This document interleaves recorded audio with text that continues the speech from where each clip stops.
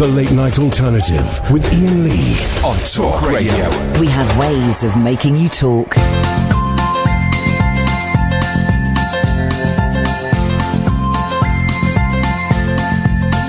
There's a voice that keeps on calling me.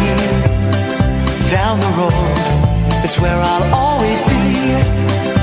Every stop I make a new friend. Can't stay for long, just turn around and I'm gone again. Maybe tomorrow I'll wanna settle down. Until tomorrow I'll just keep moving on. Down this road that never seems to end. When new adventure lies just around the bend. So if you wanna join me for a while, just grab your hat, come travel light, that's hobo style. Maybe tomorrow I'll wanna settle down. Until tomorrow, the whole world is my home. So if you wanna join me for a while, just grab your hat, come travel light, that's hobo style. Maybe tomorrow I'll wanna settle down. Until tomorrow, I'll just keep moving on.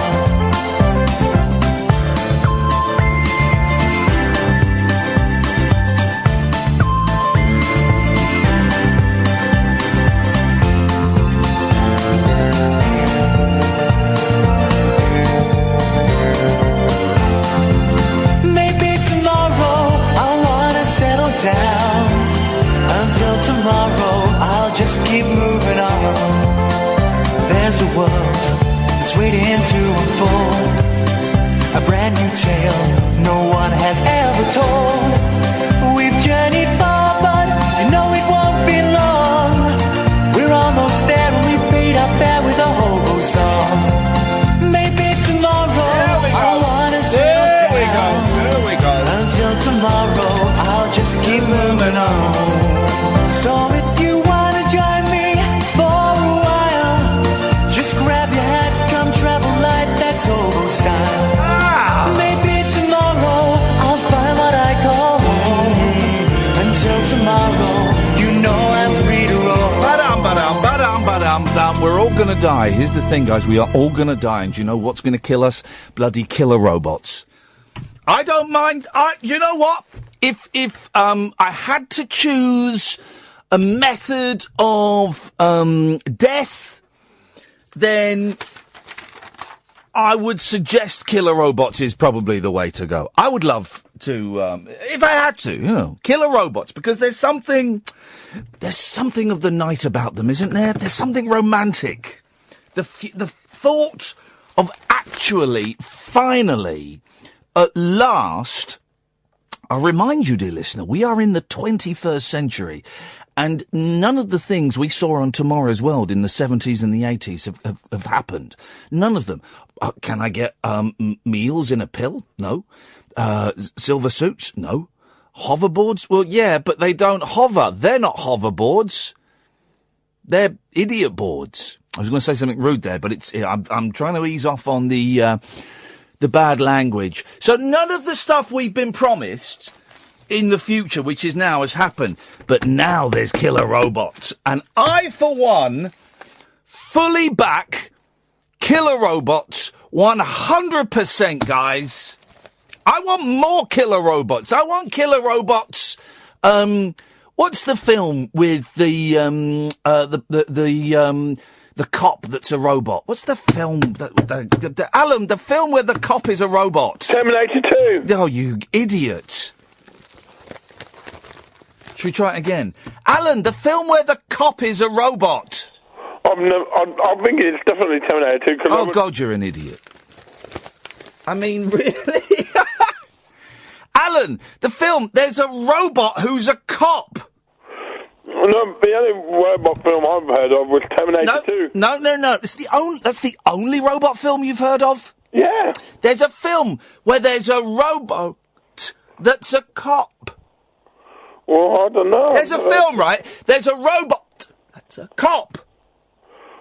Oh, RoboCop! Well done, Alan. I mean, this is what I'm dealing with. And people like Alan should be put out of their misery by killer robots. Shouldn't they? I mean, really? This is what we're dealing with. This is broken Britain. Front page. It's only the front page of one newspaper. Is it? Let me just check. Yep. It's only the front page of one newspaper. Right? Only one newspaper has got the balls to put this story on the front page. And I salute the Daily Star for doing it. Warfare over rise of the killer robots, right? If you are not scared, you bloody well should be. There are killer robots that exist, guys. You should be absolutely terrified. Experts plead for action. Killer robots. Flip, the first sentence of this story is just terrifying, right? Listen to the first sentence of this story. And if a tiny little bit of "we" doesn't come out, then goddamn it, you have no soul. If something else comes out, then you're a pervert. Killer robots will hunt mankind to extinction in the future. Sweet Lord. Sweet Lord. Killer robots will hunt mankind to extinction in the future unless their development is halted right now. This is the turning point, guys. We have the power to turn this around. We won't, because we're humans. And you know what? You know what humans is, Alan? What's that? Humans is dumb, Alan. Humans is dumb. Well, I know at least one dumb human. What's his name? Well, I don't know his name. He's that Scottish impersonator from Friday night. Okay. We didn't get to learn a lot about prison food from you Friday night. No, because of that stupid impersonator who said he was the real Iain Caddick. We haven't had the tapes back from the laboratory yet, so we don't know. Several people have flagged up that the impersonators may have got through. The tapes have been sent off to the Michigan Audio Voice Recognition Laboratory in Michigan University, MIT. And we should be getting them back in about 6 months' time. So we'll be able to have a steward's inquiry then. Just talking about that. Yeah, because I was going to talk about prison, but a certain event has took precedence on it. Here's the thing. We might be doing that show again with the people who've booked in their slots. And part of me, although it's caused real controversy on my Twitter feed and also on the Talk Radio listeners page, real controversy, I'm thinking of getting the same people in at the same times to talk about the same issues. Yeah, well, that would be a welcome boost to me, because I never got to talk about what I wanted to talk about. It would be a welcome boost to us all, Alan, not just you. Yeah, it sounds promising. It was saying about Brucey the weekend, wasn't it? Well, not really. Well, he was a good all-round entertainer. Right. And I grew up with him watching Play Your Cards Right and the Generation Game. What, you used to go round to his house and watch Play Your Cards Right? No. Well, I was 5 years old, me mum and dad, right. And I'd turn the television on, and I would see him on the TV doing Play Your Cards Right. But here's the thing, right? I don't think it's that sad. Because he was 89. He was a very, very old man. Yes. And he was working, I can't remember exactly when he stopped, but he was working for most of his life, And of course it's sad that people have lost a dad and a husband and a grandfather and all of that stuff. And I get that. It's sad for, the sad. But me, generally and genuinely. In entertainment terms, he was an all-rounder. Yeah, he was great. And I'm not knocking him. He was brilliant. He wasn't really my cup of tea, right? But he was brilliant, right? But he was an 89-year-old man. Someone texted me and said, Bruce Forsyth died, and I went, oh well. I was in my local drinking establishment when the news broke Friday afternoon. Well, there you go. I was with I got into a lift with David Hamilton, the disc jockey, shortly after the news. David? Did he, David Hamilton? He's not... Here's the thing about David Hamilton. He's a lot taller than I was expecting. Well, probably all those years away from Ken Dodd. I'll have that translated. But here's the... Can I just say... And I know they pay our wages, but man alive. Here's the thing. The Sun, man, whenever an American celebrity dies, you can rest assured... Just turn to the centre pages. They did it with Glenn Campbell. They've done it with Jerry Lewis. Joker Jerry was evil junkie who beat kids and bedded Marilyn. The man is not yet cold in his grave. He's not even in his grave yet. Well done, the Sun. Well done, you guys. Let's get the name of that person. That's Kate Jackson. What did you do at work today, Mummy? Well, I got a brilliant 2-page centre spread where I slagged off a dead man. Well done, Kate. Well done. And well done for the story about Glenn Campbell as well, being a junkie who married loads of times. Well done, guys. Well done. You must be so... I don't know they pay our wages, but, you know, it is... well done, guys. You must be very, very proud of yourselves. Well, I regularly peruse the centre pages of the papers. Sorry? I regularly peruse the centre pages of the papers. Why do you regularly peruse the centre pages of the papers? No, comparing the Sun and the Star. Let's have a look see what's in the centre pages of the Star. Hang on a second. Probably about Love Island. No, it's about Prince. Prince? Yeah, the pop singer. Yeah, he's another famous celebrity that passed on. I really was not getting any of those words there, so I thought it was time to put the listeners out of their misery. 0344 499 1000. We've got to talk about these killer robots, man. This is Talk Radio. The Late Night Alternative with Iain Lee. Unfiltered Night Talk with the original king of unconventional conversation on Talk Radio. We have ways of making you talk.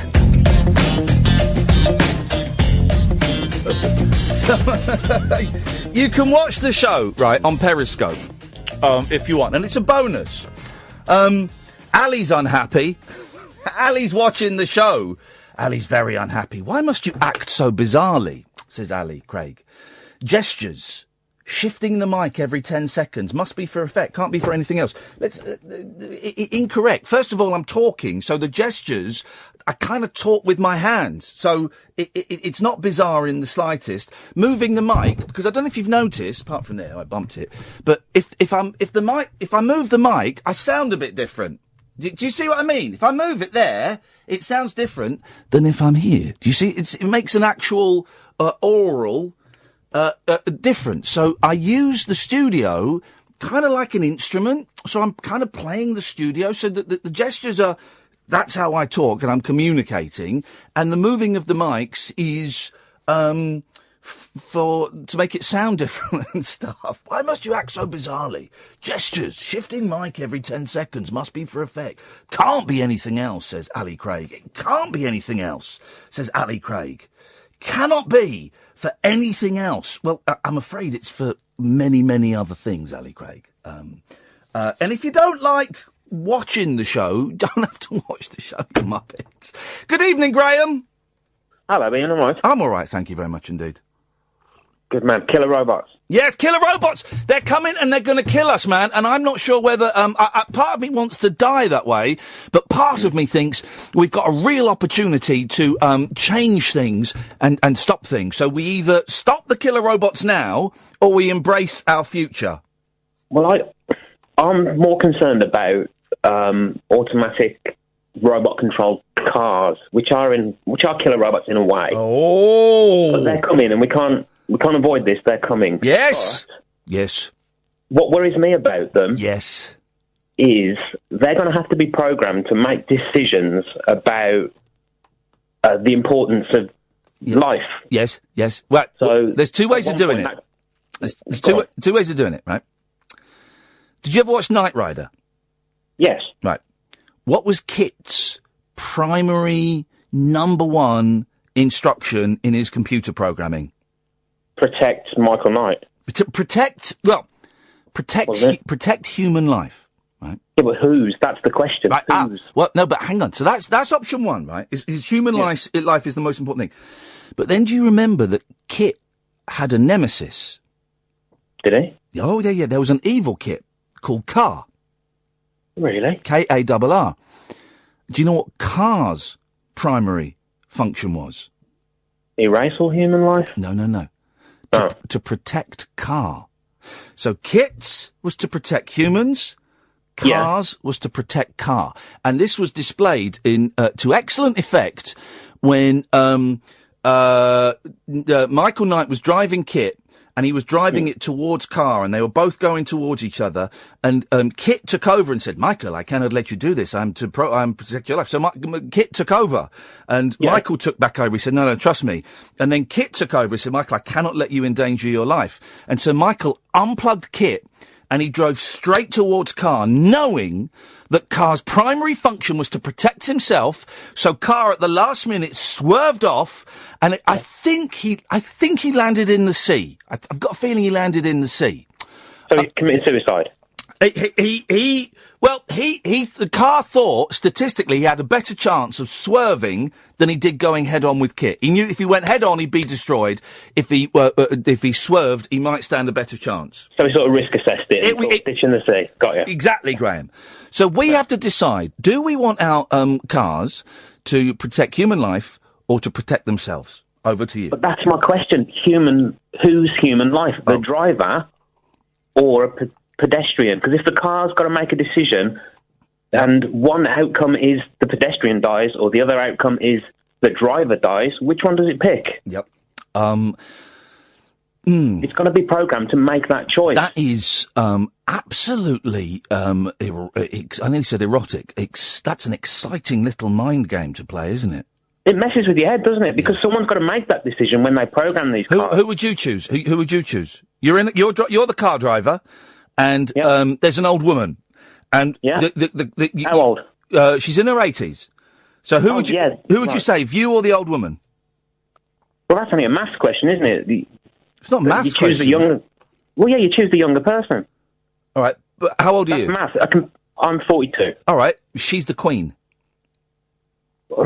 Oh, is it still a maths question, Graham? Yes. Well, I'm not a royalist, mate, so that is a maths question still, yeah. All right, it's your nan. Oh, God. Oh! No, still me, because I'm younger. You'd kill your nan. If you had the chance to, you'd kill your nan, is that what you're saying? That's insane, man. Well, she wasn't very nice. Okay. All right, then. How old are you, 42? 42. All right, so it's a maths question, right? So there's a 41-year-old man. It's maths. Yeah, then him. There's got to be a line drawn. Yeah, it's got to be maths. So you're going to get killed? Hang on, what if that 41-year-old man's a paedophile? Oh, God. All right. It's not that simple, is it? It isn't that simple. All right. Okay. He's... Okay, right, so if it was a 41-year-old paedophile, you'd choose you. Well, yeah, because I'm not one, so... Well, what are you? I'm better than him. Are you not one? No. Okay, I have to ask that question, just for... Of course, to get balance. All right. He's a 41-year-old, but he's not a paedophile. He's got a few kinks, but, nothing too far out there. He just, likes perfect. Yeah, he likes getting his bum spanked a bit. He's not into, choking and stuff, but he just, that's... his business. Yeah. So who does the car save then, if it's a question of maths? The car saves him. That's fine. But then the car... He shouldn't die just because he likes getting a spank. That's not fair, So you're going to die then? Well, yeah. Okay, but then the car scans him, and unfortunately he's got terminal cancer and he's only got 3 weeks to live. God. Then me. Right. But a computer can make these decisions in microseconds, so this is fine. But that's what I'm saying. It's got to make these decisions.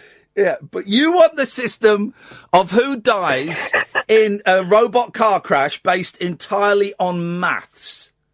It's got to be. It's a computer. It has to be a maths decision. It can't be anything else. It can't make a moral decision, can it? Well, can't it? No. But can't it though? Well, now we're talking about AI and not just a driverless car. Aren't we? You're adding new wrinkles every minute. Yeah, exactly. All right, all right. Here's one. I've got a good one for you. Right, this is it. Right, so you're in the robot car, right, and it's gonna kill a baby. Who would you save? Save the baby, obviously. Right, okay. But then, so you get killed, and then do you know what happens? You know what that baby's name is? It's Adolf Hitler. I knew you were going to do that. It's Adolf Hitler. So you have sacrificed your life to save baby Hitler? Are you nuts?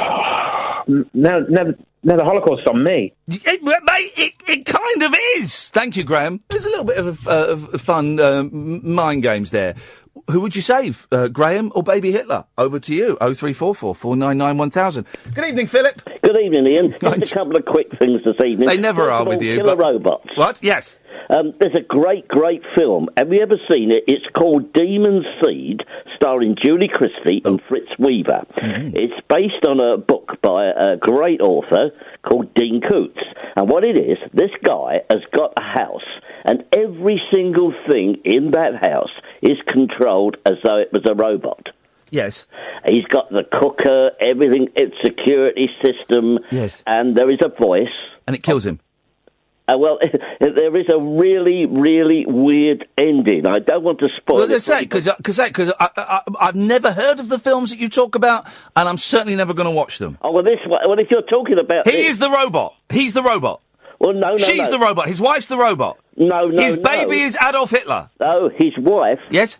Is Adolf Hitler? No, listen, his wife has a baby... I've never heard Philip get pissed off before, and we just heard it there. Yeah, well, his wife has a baby by the robot. What the hell? Yes, absolutely. He squirts a bit of WD-40 up her? Well, Ian, that is the film. You've got to see it. 3 in 1. Demon Seed. I'm not going to see it. You mentioned earlier on the guy was talking about a Knight Rider, Kit. Yes. Do you know who Kit was? Yeah, he was an actor and he had a moustache. I do know it. He was the lead doctor in the TV series and elsewhere. Oh, for goodness sake. William Daniels. Oh, yeah. Also, Ian, before I go, I'd just like to tell you something that happened today. Yes. I was in the public library. Oh! And 2 guys came in, and they said to the librarian, please, we want to get in touch with the electoral roll. Yes. You see? So the woman said... she said, you can have a cheese roll. Did she say that? No. They said... She said you can have a look at certain sections of the electoral roll, because when you fill it in, your form, yes. You say, do you want all your details to be available to everybody? Yes. You see? Well, they said, we want to find out who our neighbours are. Honestly, I know a way of doing that. You go and knock on their door. You haven't heard the best bit. They said, we want to find out who our neighbours are because they won't talk to us. This is true, and I'm not making this up. Because you're so nosy, you weirdos, that's why. Yeah, so the woman gave them the books of the ones the people that they're allowed to show. Yes. And they went and sat over there, and honestly, I was so tempted to go over and have a chat with them. But, I mean, do you know who your neighbours are? Well, here's the thing. The neighbours on the right-hand side, no. No. I went and collected a parcel from them once. Yeah. The neighbours opposite, no. The neighbours opposite, we sort of used to know them. And then, I've got this facial dyslexia, right, where I can't recognise a face. I can meet someone 100 times and I won't know if I've met them before or not. Oh. Uh-huh. And I got into a row with a man who was walking his dog once, because his dog went for my dog. And he really went for it. And I went, your bloody dog should be locked up. Put that on a bloody lead, right? And then he came round to apologise later, and I was quite short with him. And then it turns out it was the bloke that lived opposite me. Oh, wow. And actually, we'd been, really, really friendly. And I felt terrible ever since. And I keep thinking, I must go round there and just apologise and clear the air, right? Yeah. Would you go to a library? I've not finished talking. I beg your pardon. You're very welcome. Thank you. And so I was going to go round there, and they've moved out. Oh, no. The house is empty. Oh. No, I wouldn't go to a library to find out. I didn't know that I could go to a library to find out. I'd go to a library to cane their Wi-Fi or to get books or Can I have one more question, Ian? Yes, you can. I've got an idea for a topic. When you go on holiday... How old are you now, Philip? Me, 75. Are you really? How are you feeling? Yeah. Oh, well, fine, thank you. I'm not a robot either. Okay. When you go on holiday, yes, and you obviously, I do, I'm sure a lot of people do, yes, they tune into the radio station where they are, America, Australia, wherever they might be. Yeah. This is my question. Yeah. if you get a phone in on the radio, have you ever called in to a foreign phone in while you're on holiday? Who did you talk to and what did you talk about? Thank you very much indeed, Philip. 03444991000. I had the most extraordinary thing last night. Overnight radio is dead. Since they took the 2 mics off, overnight radio is dead, right? Okay, it's dead. I mean, the sport's on TalkSport, and I don't really like. And the guy that does it is great, but it's like proper sports, and I don't like sport. So, unless you're a sport head, overnight radio is dead. And I've heard most of the Six Music, it turns out, are repeating the documentaries. So, because I've been doing this job for over a year, I've heard all the documentaries they play, and most of the documentaries that go out on 4 Extra at 1:30. So I was flicking through the stations, right, and I listened to one station. And it was really boring. And they said, we've got a call from Nigel in... We didn't say Las Vegas. He kept saying Las Vegas. Las Vegas. And so Nigel came on from Las Vegas, and he was British. And he said, well, yes, I've got a house in England and a house in Las Vegas. And he went on to make a really dry point, right, on one station. Fine. Okay. So then I got home... And then I flicked on another radio station, right? Different radio station, about half an hour later, and the host went, we've got a call from Nigel in Las Vegas. And it was the same bloke phoning up a different radio station in a country that he wasn't even in. What kind of person does that? I was in bed when I heard the second one. And I said loudly to no one, because there's no one at my house. I went, what kind of person does that? It really upset me. 0344 499 1000 is the telephone number. Now, the next caller lined up is Andre. You can stop that happening by calling in now. This is Talk Radio. The late night alternative with that man, Iain Lee. There's no strangers here, just friends you haven't stalked on Facebook yet. Have never sent my picture to anyone who didn't request it. The late night alternative with Iain Lee on Talk Radio. Yes. Here's the thing. Coming up in half an hour, you're going to hear an interview I did with the comedian Tim Heidecker of Tim and Eric fame, of Decker fame, and also Greg Turkington, who is absolutely brilliant. They are brilliant. They're doing 2 weeks of shows at the Soho Theatre in London, and I've absolutely flipping loved them. And I went and met them and fanboyed out. You listen to it, gets a little bit tense when I mention that I have watched the show Decker on a hooky website. Gets a little bit tense. Little bit. As it should do. Rightfully so. What was I thinking? I'm stealing from their pockets. What was I thinking? But. 0344 499 1000 is the telephone number. Right. Can I just say, I've got a thing, right? Lane, stop sending me links. I don't click on links. I don't know why. Well, I do know why. I do not click on links, right? And now he sent me a link, and he said, and then click on the hyperlinks within the text. So you want me to click on a link and then click on other links when I don't click on links? Not a chance. Absolutely. And I tell you why, right? Because nearly all of the links I've ever clicked on have been rubbish. Just rubbish. Click on this. I think you'll like this. Crap song. Iain, I think you'll, I think this will make you lol. Crap sketch. I think you should read this. It reminds me of you. Really crap, badly written article with no punctuation. So just please, for the love of all that is holy, don't send me links, because I won't click on them. Don't. Oh, that reminds me. I don't know why. I heard an amazing song on Six Music today. Let's talk about flicking through the radio. Kevin, Elliot and Andre, I'll get to you in a minute. Sorry, my mind's just going off on tangents, right? This evening, as I was driving in, I listened to James for a bit. And I like to flick around. And I couldn't listen to Radio 4 because it was someone presenting a show that I think I should be presenting. And so I was filled with bitterness and resentment. So I thought, I'm going to click on Six Music. I never listen to Six Music after 3 o'clock in the afternoon. Never do. Never have done in my life. I clicked on Six Music at 7:45. My mate was on there. A friend of mine was on there. Carver's Tarabi was on there. I couldn't believe it. What a thrill. What a thrill.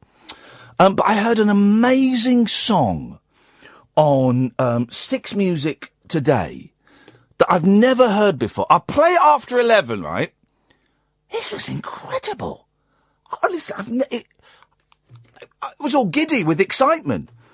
I haven't felt giddy with excitement at a new song for years. I wonder if it will still give me that same giddiness after 11. Good evening, Kevin. Hello, Ian. Hey, Kevin, what you got? I was interested. I just caught the end of your conversation about AI there. Yes.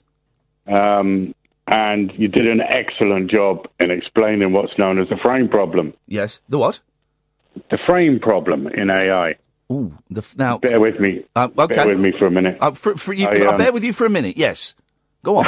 What's the frame problem? The frame problem is it's a term that's taken from animation. Yeah. In the fact that every time something changes, the context of it changes. So every time something in the environment changes, an AI has to make a decision about the context. Do you follow that? No. Okay. I'll try and explain it a bit better. Okay. If an AI is operating in a controlled environment. Well, hang on a minute. So but like we're humans, we're constantly making a million decisions all the time that affects what happens in the next second. Like I could have gone, Kevin, I don't get what you're talking about, and I could have cut you off, but I didn't, and I'm persevering with it, and I could have kept quiet when you said I'll try and explain it better, but I have tried to jump in to proffer my explanation. Is that what you mean? Yeah, that sort of thing. That sort of thing. Good. So you did a fairly good job in taking Kit's choices. Yes. We're changing every time. Every time the context changed, the choices change. Yes. And this is why there's an argument out there, and don't ask me for his name now. I can't remember who said it. Oh. That artificial intelligence will never be very successful. Well, hang on. Overall, like self-driving cars. Right, yes. Will never be completely successful unless there is only self-driving cars. Yes. So all the time they're interacting with people. Oh. Yes. Oh, as if you got it now. This is the robot cars.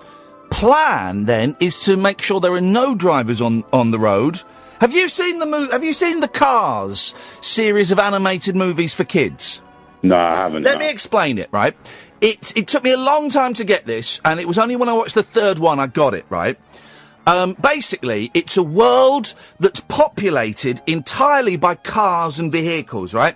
And they have hotels that they stay in, and they get married, and they're all cars, right? Different kinds of cars. And the Italian cars have Italian accents, and American cars have American accents, and stuff like that, right? And I couldn't get to grips with it in Cars 1 or Cars 2. In Cars 3, I got it, right? These cars must have been... there must have been 100 years before the Cars trilogy of cartoons was set, right? There must have been humans, right? And they must have made cars. And then they made robot cars, right? And then they made the next generation of robot cars that were more intelligent, right? Then they made the third generation of robot cars that were intelligent. And by the fourth generation of robot cars, the cars were going, we don't need humans. So they massacred, mass genocide of the entire planet. They killed all the humans, and then they make Lightning McQueen. Does that make sense? No, not really. Okay. Maybe you need to. I don't know who Lightning McQueen is. He's voiced by Owen Wilson. He's supposedly the friendly racing car in it. But if you know their origin story, it's quite macabre. Is that what we could head towards? Well, only if you take the humans out. I mean, the thing about the self-driving cars is, yeah, you have to take the humans out of it for them to operate properly. Yep. because any human, if you got human driving cars or pedestrians or even animals, yep, for that fact, would interrupt their. Hang on, animals can't drive cars. No, but they'll be on the pavement or in the landscape, or they'll be running across roads and things like that. You know. Yes. So they have to take that into context. So every millisecond, the context of any AI that any AI operates in, yes, is changing. Well, I'm glad you've cleared that up. Sorry. No, you did a good job. You're talking to an idiot, so you've done very, very well. It goes into like a downward spiral of context. Oh, yeah. Well, Kevin, we'll leave the downward spiral of context for another evening. Thank you very much indeed. 0344 499 1000 is the telephone number if you want to give us a call. I don't want to panic you, but we're all going to be murdered either by sentient cars or killer robots. This is Talk Radio. Stimulating nightly emissions guaranteed to open your eyes and your mind. Oh, my word. The Late Night Alternative with Iain Lee on Talk Radio. I like them. They put a bit of work into those. I like them. We'll have them. Good evening, dear listener. This is the Late Night Alternative on Talk Radio. My name is Iain Lee. Every weekday between 10 o'clock at night and 1 o'clock in the morning. For now, from next week onwards, if the show's going well and we get a good groove going on, then the show could go on a little bit later with the hashtag Radio Lock-In. That we've got the permission from the boss to go on for as long as we want. So we will see about that. In the meantime, 0344 499 1000. Don't forget as well on Sunday. Let me give you 2 dates to remember. Sunday, the 3rd of September, we're playing Tag, /Had, in, what's the place? Hyde Park. That's it, in London. 3 o'clock in the afternoon. Hyde Park near Speaker's Corner. And I may even go and speak in Speaker's Corner if I can get the nerve. And on Sunday, the 17th of September, you can come and see me and Catherine Boyle recording some episodes of The Rabbit Hole, which is a podcast that we also do separate from the show. It's a phone-in show, but it's done in front of a live audience, and we have there'll be about 100 people there, and they can join in or not join in, and people will phone in, and you get to hear the phone calls and all of that. That's happening on Sunday, the 17th of September. It's our only London show this year. If you want tickets, follow me on Twitter at Iain Lee, or go to just Google King's Place Rabbit Hole Iain Lee, Bishy Bashy Boshy, it comes up. We've got loads of phone calls to get in before 11, so let's go to Jonathan. Good evening, Jonathan. Hello, Iain. Hello, Jonathan. I've been warning people for years about the possibility of Skynet and the Terminators becoming reality. Yep. But at this moment in time, I'm in a restless and nihilistic mood, and I'm sort of on the fence about whether it actually would be a good idea if Skynet and the Terminators wiped us all out. Yep. Because I look around the world, and it's just the stupidity and the injustice. It gets me down, and it drives me up the wall at the same time. Wow, down and up. Yeah. You'd think that we would have learnt from what happened 80 years ago. Yes. But you have all these people running around on both sides like complete idiots. And I'm screaming at the top of my voice, you're doing it all wrong. You're all insane. Do it, scream it. Scream it at the top of your voice now. You're all insane! That felt good, didn't it? No, it doesn't. Oh. Because people are just so bloody stupid. They can't see what they're sleepwalking into. And you know what the worst thing is? Yes. What's that? I'm a human being too, and I have the same faults and failings as these idiots. Well, I don't care what they think of me. I care what I think about myself. And I know that in my own way, I'm just as stupid and moronic as these people. I'm just in a different way stupid and moronic from them. People just, I just want to pick up the nearest item and smack someone or something with it, because get it through your heads, people. We're heading towards the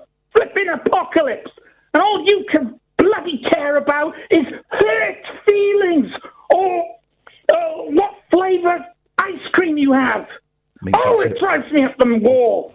These stupid idiots. And I'm one of these stupid idiots because I'm a stinking human being.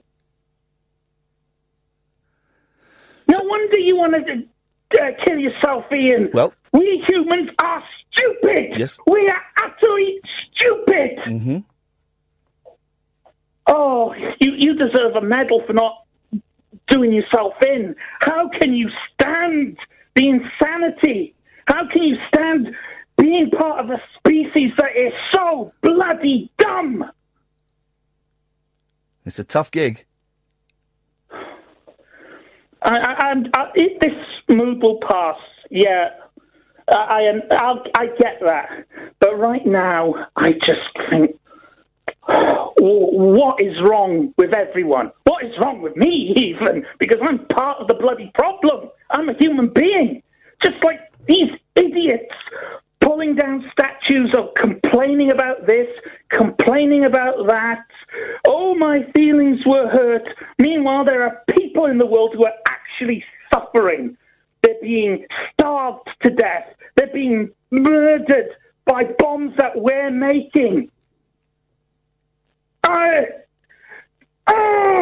Please, at this moment, I'm half tempted to say, bring it on, Skynet. Please, send a bloody android that looks like Arnold Schwarzenegger to exterminate us. Please. Thanks for your call, Jonathan. Very passionate there. Let's go to Sam. Good evening, Sam. Good evening, Ian. How's it going? Very, very well for me. I think is it Jonathan? That's Jonathan, yes. I think he's got a bit of an anger problem. Well, he seems very upset, doesn't he? Yes. He seems very upset. Put that in the podcast. There we go. Okay. Yes. Well, I was going to say, what do you think of Blade Runner, the movie?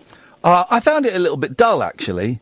You really found it dull? Yeah, I did. And I've got a friend who loves Blade Runner. He's obsessed with it, and he's got all the different versions, and if ever there's a screening, he goes and sees it. Did the sequel of Blade Runner come out?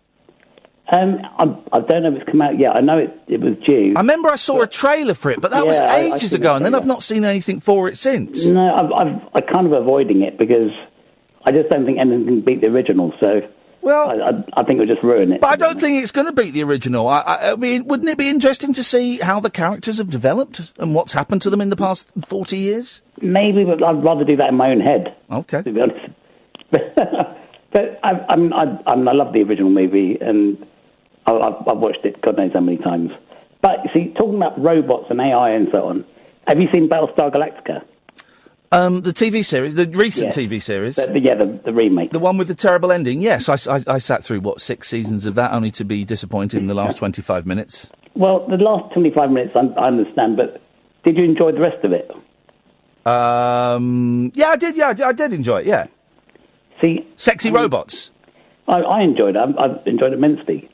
I kind of like all that stuff. I like Terminator and all that. I love fit robots. I do, and I've got a thing for fit robots, which is why sex bots, yes, killer bots, maybe not. Well, I can understand your fantasy regarding that. Yeah. Although I've got a beautiful wife and I'm quite happily married. And, well, it's not cheating. No, I've worked it all out in my mind. If it's a robot, it's not cheating, is it? No, it can't be. If it's AI, Ian, therefore it has. It's just like wearing a glove and knocking one out. It's a PW. That's all it is. I'm sorry. That's all it is. I think my wife would have something to say about that. Okay. I think, ask Fandango. You're with Fandango, aren't you? Sorry? Are you with Fandango? Yes. You are. I thought that was your wife's name.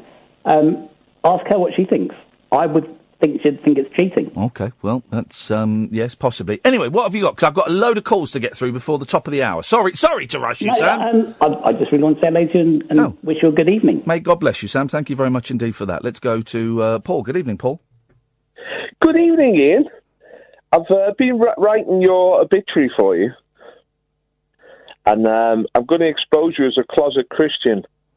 That's quite a mean opening line. I've been writing your obituary for you. Yeah, you talk about Jerry Lee Lewis being exposed as this druggie, and that's what his son does to people. Well, it's not exposed. Everyone knew about it, but yes, I think it's focusing on the dark side. Yes, I'm going to focus on the brightness of your soul that hides behind the dark side. Ah, souls. Yes. So this masquerade that you present to the world of being a sort of slight degenerate, I'm going to present you as this clean, living, honest Christian guy. I'm not. When do I present myself as some sort of degenerate? Quite a lot, Ian, to be honest. Give me an example. You're probably not conscious of it. Well, no, because I don't think I do. Give me an example of it. Well, you slipped into sort of psychological darkness, didn't you? Well, hang on. Having a mental illness is not being a degenerate. Give me an example of me putting forward. But what triggers off a mental illness? It's usually degenerate behaviour, isn't it? No, it's not at all, mate. It's not at all. It could be sexual abuse as a child. It could be trauma of a parent dying. It could just be an imbalance of chemicals in your head. So no, you're wrong. Give me an example of me putting forward a degenerate image. Well, you talk about sex a lot, and you attack Ken because he's a Christian. And... No, I don't, Paul. This is the thing. You and Ken, I've had a letter from Ken that I might read later on because it's really offensive. Very nice. He was on James Whale earlier on. He was very good, actually. Here's the thing. You and Ken, you don't listen. I don't attack I don't attack Christianity, Paul. I don't. And I make a point of saying that I don't have a problem with any religion, whereas I know that you do. You have a problem with homosexuality and you have a problem with Islam. Not a religion. Homosexuality is not a religion. No, I'm just listing your list of pet hates. I don't regard Islam as a religion. I regard them more as a political movement. Well, you're wrong. It's a religion. So there. Well, Muhammad was a warlord, wasn't he? He conquered territory. Paul, I regard him as a politician. Paul, it's a religion, mate, and your inability to accept that just shows your hatred for it, and your hatred for gays as well. Ian, I don't hate anybody. No, you love them. That's why you want to save the gays, isn't it? So they don't have to spend eternity in hell. I don't stick labels on people because of their sexual practices. I mean, for me, well, you've said that I'm a degenerate for talking about sex, so you do. You're a man that Paul. Listen, you're a man that filled with hatred. Yeah, but I don't hate you, Ian. Arrogance. I don't hate anyone. I don't hate anybody. No, but your love comes out in a very nasty, mean way, and I don't want your love. I find it repulsive. Ian, it's not my love you want, it's God's love, obviously. No, I don't. Everyone because God's love. No, they don't. They don't. They do. They want to be accepted by their creator. And that's the arrogance. That's the arrogance you've got, Paul. You're a very arrogant, dark man. I feel really sorry for you, man. I feel really sorry for you. I hope you get. I hope you get the help that you deserve as a human being, brother. I really mean that.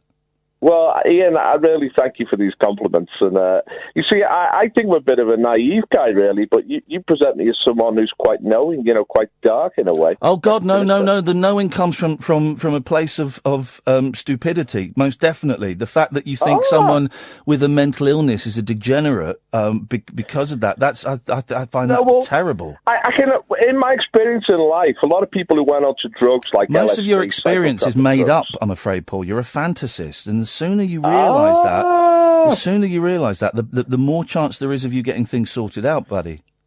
You're creating your fiction again, Ian. You should be a novelist because you've got this vivid imagination. You just create this fiction around what you do is when someone puts something to you, instead of actually addressing it, you fire back. You constantly fire back. You don't engage in conversation. Well, I'll try, Ian. I mean, you've got to coach me then. If you think I need improvement... There you go, you see. You're doing it again. You can't engage in conversation. Respond to what I've been saying. Well, how can I respond to something which is absolutely asinine, I've just got to laugh at it, Ian. Well, that's not a response. That's not a conversation. You can't do conversation, Paul. Well, you see, I mean... If I could address your soul and get an honest response from you... No, forget myself. Here's the thing. You're just manipulating all the time, Ian. You're just playing games. It's not manipulation. I am one of the most honest... I am one of the most honest broadcasters. You're delusional. You actually believe what you're saying, and it's just because I'm telling the truth. Engage, respond to what I've just said, Paul. You wouldn't know the truth if it slapped you in the face. Here come the insults. You can't do... You introduced it. You made this, Ian. Calm down, man. You made this conversation Calm down. Don't get so excited. You have yet to respond to anything I've said without an insult or without a laugh. You've not responded. You've not engaged in a conversation. You've been on the line for, 5 minutes? We've not had a conversation, man. Well, let's start again here. No. What would you like to discuss? No, I don't want to start again because I've put forward my points. I'd like you to respond to them. Ian, I'm a flawed human being. I'm not a robot. I'm not perfect. No, you're not. You can't engage in conversation. We can only engage in communication, Ian, if you are willing it, if you're hard there, and you don't want to, Ian. Why? I'm asking you questions. I'm putting forward statements, and I'm revealing bits of myself. You've revealed nothing of yourself. Let me ask you one question and respond to it honestly. Why do you hate yourself? I don't, Ian. Sadly, I love myself. I'm sorry to disappoint you there. I love myself because I love my children, I love my wife, I love my city. You project so much onto me that is really you, and I find it fascinating. So you're just playing psychological games. You're not engaging in a real I'm engaging in a conversation, Paul, and everyone listening to this knows that I am. I am putting forward points. I'm putting forward arguments. And you're bringing in a supporting cast of listeners. Everyone listening is hearing me try and engage a conversation. And not once in the last 7 minutes. How do you know how people who are listening, they're judging this conversation? Because they tell me. How do you know they're being very supportive of you? Because they tell me, might think Paul. to themselves, look, Ian's just playing games with Paul. Okay. He's trying to trip him up. We'll try again. He's insulting him. He's trying to get a response. We'll try again another night, Paul. Thanks for calling. Pleasure, Ian. Very, very dark vibe from that guy. I mean, it actually makes my skin crawl, and I don't say that lightly. Very, very dark vibe. I tell you what, when we come back, I'm going to play you an amazing song I heard today, I've never heard before. Then we'll do Anthony, Elliot and Andre, and then we'll play the interview with Tim Heidecker. My name's Iain Lee, this is the Late Night Alternative, this is Talk Radio. Talk Radio. Don't call in. We've got Elliot, Anthony. I promise I'll come to you after the news. Then we'll play Tim Heidecker. Busy old show this evening. This is the Late Night Alternative. My name's Iain Lee. This is Talk Radio. The Late Night Alternative with Iain Lee on Talk Radio. We have ways of making you talk. So indulge me, dear listener. We'll take Elliot and Anthony. I'll come to you in a bit. I always like to start the hours, the beginning of the hours, with a bit of music. And I heard this amazing, amazing song. I'll play it and you'll all go, oh, yeah, I know that. Yeah, of course, that's a really famous song. My knuckles cracking, sorry. Oh, yeah, I've heard that. It's really famous. I'd never heard it before. I'd never heard it. It blew. I was in the car and I had to pull over and Shazam it. And it was this.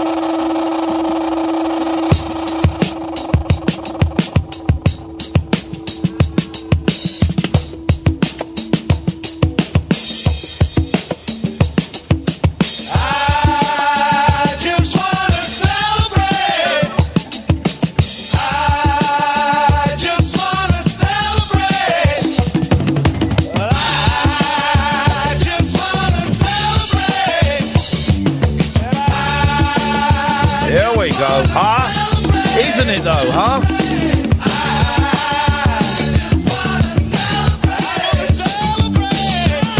Have I never even heard that before? It's just insanely good. Rare Earth, isn't it? I don't know if they're worth getting into. That's a good song. The rest of it might be awful. It's like the Babies had a good song. There's a group called the Babies, and they had a really good song. And all their other songs are awful. You've got to be careful with these things. Tim from Tim and Eric coming up. Let's go to Elliot first, then Anthony. Good evening, Elliot. You all right, Ian? Hello, Elliot. We've got a game. Sorry? Would you like to play Cheap, Cheap, Cheap? Well, I'm going to say your phone is cheap, cheap, cheap. Is it? Are you on speaker? No, I'm not. I don't believe you. Well, I'm not. I'll have a look. I wasn't. It still sounds... Are you in the same room as the phone? Yeah, I'm like on the phone. Are you on it? Yeah. All right. It sounds awful. Go on. Would you like to play Cheap, Cheap, Cheap? Sure, what is it? We've got three. Have you not ever seen the show? No, I don't... No. We've got Barry from Watford's in it, isn't he? Right. Well, yeah. With Noel Edmonds. Okay. I'm aware of it. I've not seen it. Yeah, you got three items. Like most of the country. Items. Yes. and you've got to guess which one is the cheapest. Okay, sounds fun. I like that. We've got a 1 litre tub of Mackey's ice cream. Whose ice cream? Mackey's. You know, the one in the blue tub. Mackey's? Yeah. I've never heard of it, but okay. It's like a Scottish sort of, I don't know, middle of the road sort of brand. A middle of the road sort of brand, okay. We've got 8 slices of breaded ham from Asda. Yes. And we've got a chicken dough piazza and pilau rice ready meal from Morrison's. That's the cheapest. Is that your final answer? Yes, it is, buddy. Go for it. Right, we'll have to open up what it says on the ham. The ham's £4. Whoa! Okay, that's quite pricey. The Mackey's ice cream, £2. Oh, come on. Less than two. The chicken dough piazza and pilau rice. £1.85. £2.25. Oh, up your arse! No. Ah, so what do I win? The other two, I win the ham. You win nothing. What? You win nothing. What are you talking about? Well, you think they're the right answer. Well, so what was the point of me playing? That was what I didn't think of a prize. Oh. So. Oh. Yeah. Okay, well, that's an Ofcom in the waiting. Never mind. Well, that was fun. Yeah, I think that was better than the real show. So why is the show... I haven't seen it. I'm aware of it. I've seen pictures of it. Why is the show getting such stinky reviews then? Because people don't understand that it's like anti-TV. Right. Like, it's taken everything... Because I think they know the show is complete rubbish. Right. And it's the play on it, and you tune in, you know it's rubbish. Yeah. But you're tuning in because it's rubbish. Like Jeremy Kyle? Yeah. Yeah. Yeah, it's that sort of TV. That there's nothing good about it. It's good because it's bad. Like, there's a game on PS4 called Goat Simulator. I'm aware of Goat Simulator. And the game is full of bugs. And all you go around is go around as a goat. Yeah. But people pay for it. It's like people paid, Cards Against Humanity. The what? The Cards Against Humanity game. I don't think it's a very good game, but it's like a card game. Well, I don't know it. It's not very good. But what they did is they released a box. There was nothing in the box. They said there was nothing in the box, yet people still paid for it anyway. Here's the thing. I remember it must have been about 20, 25 years ago, right? This bloke came up with, it's such a good idea, and people fell for it. H, L, and S, right? Right. He sold rocks as pets. Oh, yeah. Do you remember that? When was that? No, I can't remember it, but I've heard of the pet rocks. I think it was in the 90s. Pet rocks. And he sold them. And they were paying like 20 quid for a rock as a pet. Yeah. Mad, isn't it? I love it. What we need, Elliot, is we need a really bad idea, and then we need the balls to go through with that idea and make millions. That's all. That's it. One bad idea and the guts to go through with it. I'll see what I can do. All right, nice one, Elliot. Thank you very much, mate. Let's go to Anthony. Good evening, Anthony. Hi, Ian. Hey, Anthony. You okay? I'm okay, mate. How you doing? Well, I really enjoyed your conversation earlier about artificial intelligence. I bet you did. How much I would like to make two distinctions. Yes. That I accept that artificial intelligence is inevitable. Right. But I feel it's a different thing to consciousness. Okay. Now, when I see a human being on the street, I don't care who they are. Now, are you a robot or are you a human being? I try to be a human being. Well, now that is what a robot might say. This is the thing. If you were a robot, I wouldn't know, would I? No, but I can assure you that I'm flesh and blood. I'm biological. Well, maybe you think you're human. This is another thing. Robots could think. You could think that you're human because you sound like a robot. You could think that you're human. Very clever. Because you've been programmed to think you're human. Okay, so food I have to eat carbohydrates. Prove it. And eat something vitamins. I haven't got a lot to eat here. I'll have to leave the room. But anyway, right, what I will say, right, is that I agree with the idea about artificial intelligence. Okay, I think it's possible. Yes. I think with quantum computing that's going on now, it's inevitable. It's going to happen. But is it consciousness? What? Does it have all the horrible experiences that me and you experienced in the 70s? Like you said the other night, with cotton wool earbuds and chilblains that we used to have. I've never had chilblains. Well, I did. I don't know what chilblains are. Them days. Well, what it is, when you wear shorts and you live in exposed, harsh, severe climates, yes, you need to use liniment and things like that. Yeah. Are you sure you're not a robot? And you're back? You need charging up. Do you need to go and plug in? Okay, I shall. But anyway, my question is... Yes, go on. What is it? I'm enjoying this, Anthony. Thank you. You're a good sport. Go on. Okay. Yes. Artificial intelligence, yes, accept, but not consciousness. No. I think they're two separate things, yeah? Yes. If I see a tramp in a bus stop, begging for money, smoking a roll up, he's conscious. Smoking a bit of spice. He's not conscious if he's smoking spice. Well, he's unconscious. Yes, yeah. But when he comes round, he's conscious. Could a robot do drugs? I don't think they enjoy it. I just don't think they have the fallibilities that we have. No, you can make a skinning up robot, but I don't. They wouldn't get a buzz off it. Okay, that's something to consider. Yeah. Okay. So, would you agree with me? There's two different things. Artificial intelligence. Yes. Great. Brilliant. Fantastic. Do what you like. Yes. But you're not conscious, asshole. What? I might be as thick as shit, but at least I'm a conscious being. There we go. Can we just differentiate? There we go. Thank you very much indeed. If answers on the back of a postcard, please. Let's have a quick break. No rules nocturnal nattering for night birds, nurses, and Nosferatu. All right, cool. The Late Night Alternative with Iain Lee on Talk Radio. Okay, David, you're going to have to come back later on, I'm afraid, because over the next 2 weeks, Tim Heidecker and Greg Turkington are doing some shows at the Soho Theatre. They are brilliant, they are funny, they are fab. I absolutely love them. And I went to... I'm going to go and see the show on next Friday, September the 1st. And also, they're doing another show on a Saturday matinee. I'm going to go and see that. So... I went to see them, and let's keep our fingers crossed, guys, because normally Catherine would edit the stuff that I go out and record and bleep it. I did it.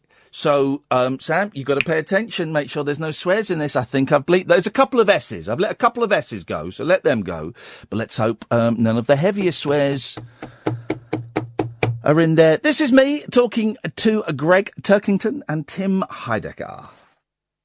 I am in London's naughty area, Soho, and I'm heading to the Soho Theatre to chat to Neil Hamburger and Tim Heidecker, who are doing a couple of weeks of shows here. I think they're off to Manchester at some point as well. And I'm absolutely huge fans. If you've seen Tim and Eric's show, if you've seen Decker, which I keep raving about all the time, you will have seen them. They're very funny, they're very rude, and I think really, really clever. So I'm going to go and see the live show next week, Friday, the 1st of September. Well, that was summer. But I had to get to go and chat with them today, which is exciting. Well, here is the Soho Theatre, and I am looking for them in a booth. No, they are not here. So let me go and have a little look. What will see? Hello, is Lornette here? I'm doing an interview at 4:30. I'm a little early. Hold on. Thank you very much. Don't remember. What's your name? Iain Lee. Iain Lee. Hello, I have Iain Lee here for you at the box office. Brilliant, I'll send the for that then. Okay, cheers love, bye. She'll be down about 5 minutes, she'll wait in the bar. Brilliant, thank you very much. Right in the bar. Beautiful. And then, as if by magic, Tim Heidecker and Greg Turkington, a.k.a. Neil Hamburger, appeared. And you kind of join us halfway through a conversation. I was reading my Carmine Appice autobiography, Stick It, and he was the drummer with Rod Stewart and various other people. And they seemed fascinated by it. So that's what we're talking about now. I just got sent it. I think he's coming on the show. I don't know anything about him. Oh my God, he's such a good drummer. There are pictures of him wearing Vanilla Fudge. Oh yeah. Sex Police t-shirts. Him and Rod Stewart were in the Sex Police. Really? Before he co-wrote "Do You Think I'm Sexy"? Yeah. Well, he's like an amazing drummer, kind of in the Keith Moon mold, and like Led Zeppelin was opening for Vanilla Fudge, and John Bonham kind of pinched his whole style from Carmine. Wow. It's pretty well known that that's when he started playing. Like he just like beats the shit out of everything. I've seen him play live a few times, and it's one of these things where you just can't take your eyes off of him. But I think he's kind of a shitty guy. You know what I mean? This is I'm only on page. Too, by the way. I'm on page 14, and he's admitting sexual assault as a teenager. It's it's kind of a dirty. Those were the old days. Such a good musician. The old days. Wow. He's had weird plastic surgery, and I swear because I was following him on Twitter because I love his playing, and I've like been a fan. Like I met him when I was like 12 or something, and I got him to sign some records. There's some pictures of him at the back. You'll see his weird plastic surgery. But on Twitter, he's like tweeting like Trump. You know what I mean? Oh, is he one of those? Yeah. Him now. Oh my God. Well, okay, he's changed. Yeah, he's a weird guy. You get to talk to him though. He's coming on the show, yeah. Because you do all these guys, all these rock and rollers. Well, yeah, I guess so. The ones that have the ones that have done drugs are the best ones because they're. We had Mike Love on from the Beach Boys. Where do you stand on Mike Love? There's a stand. Is that off? There's a thank you. Is that off? This is on. You know, we had Al Jardine and David Marks. We yeah. tried to get Mike Love to do a voice, but he knocked it back. Don't tell me you're worried about what your opinion on Mike Love is. You know, I just wouldn't want somebody to think that I felt that his creative output dwindled from the 70s onward. Yeah. So I'm not going to go on record. I think he's gotten better with age. You did have Al Jardine and David Marks on. Yeah. The Beach Boys theme running through. Why? Well, we had this list of people, of a wish list of sort of aging rock and rollers that we were kind of fans of or thought would be interesting that people haven't tapped into yet, that weren't necessarily cool. They're sort of in the, no disrespect, but there's a difference between getting Brian Wilson and Al Jardine. Yeah. Like Brian Wilson is sort of like the cool kids know about Brian Wilson. We didn't want Brian, though. No. We wanted Al. Al Jardine blanked me at an airport once. I wanted to get an auto. I saw him at an airport, and I very rarely go up to people, but I saw him and I got very nervous because I'm a huge Beach Boys fan. And I went up to him and he had his back to me. I went, "Excuse me, Mr. Jardine." And he dropped his shoulders and sighed and turned around and said, "Yeah, what do you want?" And I went, "I just want to say thank you for the music, sir." Like an idiot would. And what did he say? He said, "Yeah."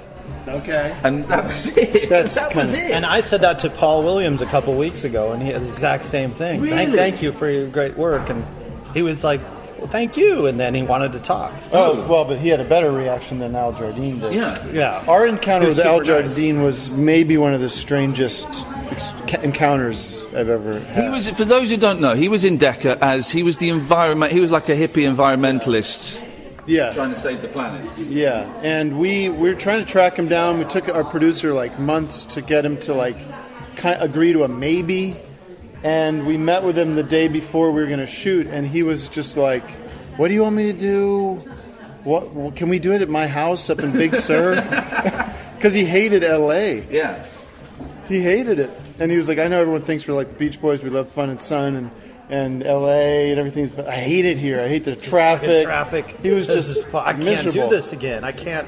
When is this going to be? Yeah. It's going to be. I can't. So did you go to his house then? No, we convinced him. We actually moved the schedule to make it so that he would shoot the next day, and we would get him out of there. Then he warmed up, and he's a really nice, sweet guy, and we got him to talk dirt on, Dr. Landy and all the rest. He just started telling, fun stories, so when we recorded Pet Sounds, this is the book, but then also stories about Dr. Landy and Mike Love and everything else.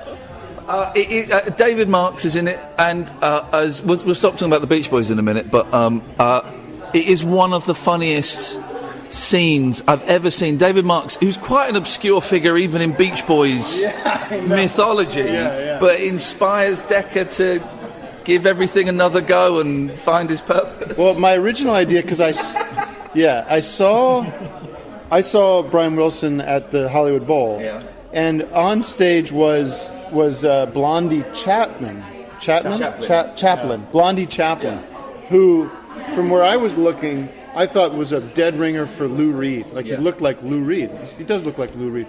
So I thought, what if we got Blondie Chaplin to play Lou Reed in the show? and Lou Reed was the guy that turns Decca onto rock and roll, which made sense. In that scene, so Blondie, we didn't get it. We couldn't work it out with Blondie, but that led to David Marks. That led to David Marks, who Blondie replaced. Not really. Blondie David Marks played with the Beach Boys for one album or something. Right? Well, we will talk about your show in a minute. He played on the first 3 albums, I think. So some of the biggest, like Surfing Safari and Surfing USA, I think that's him.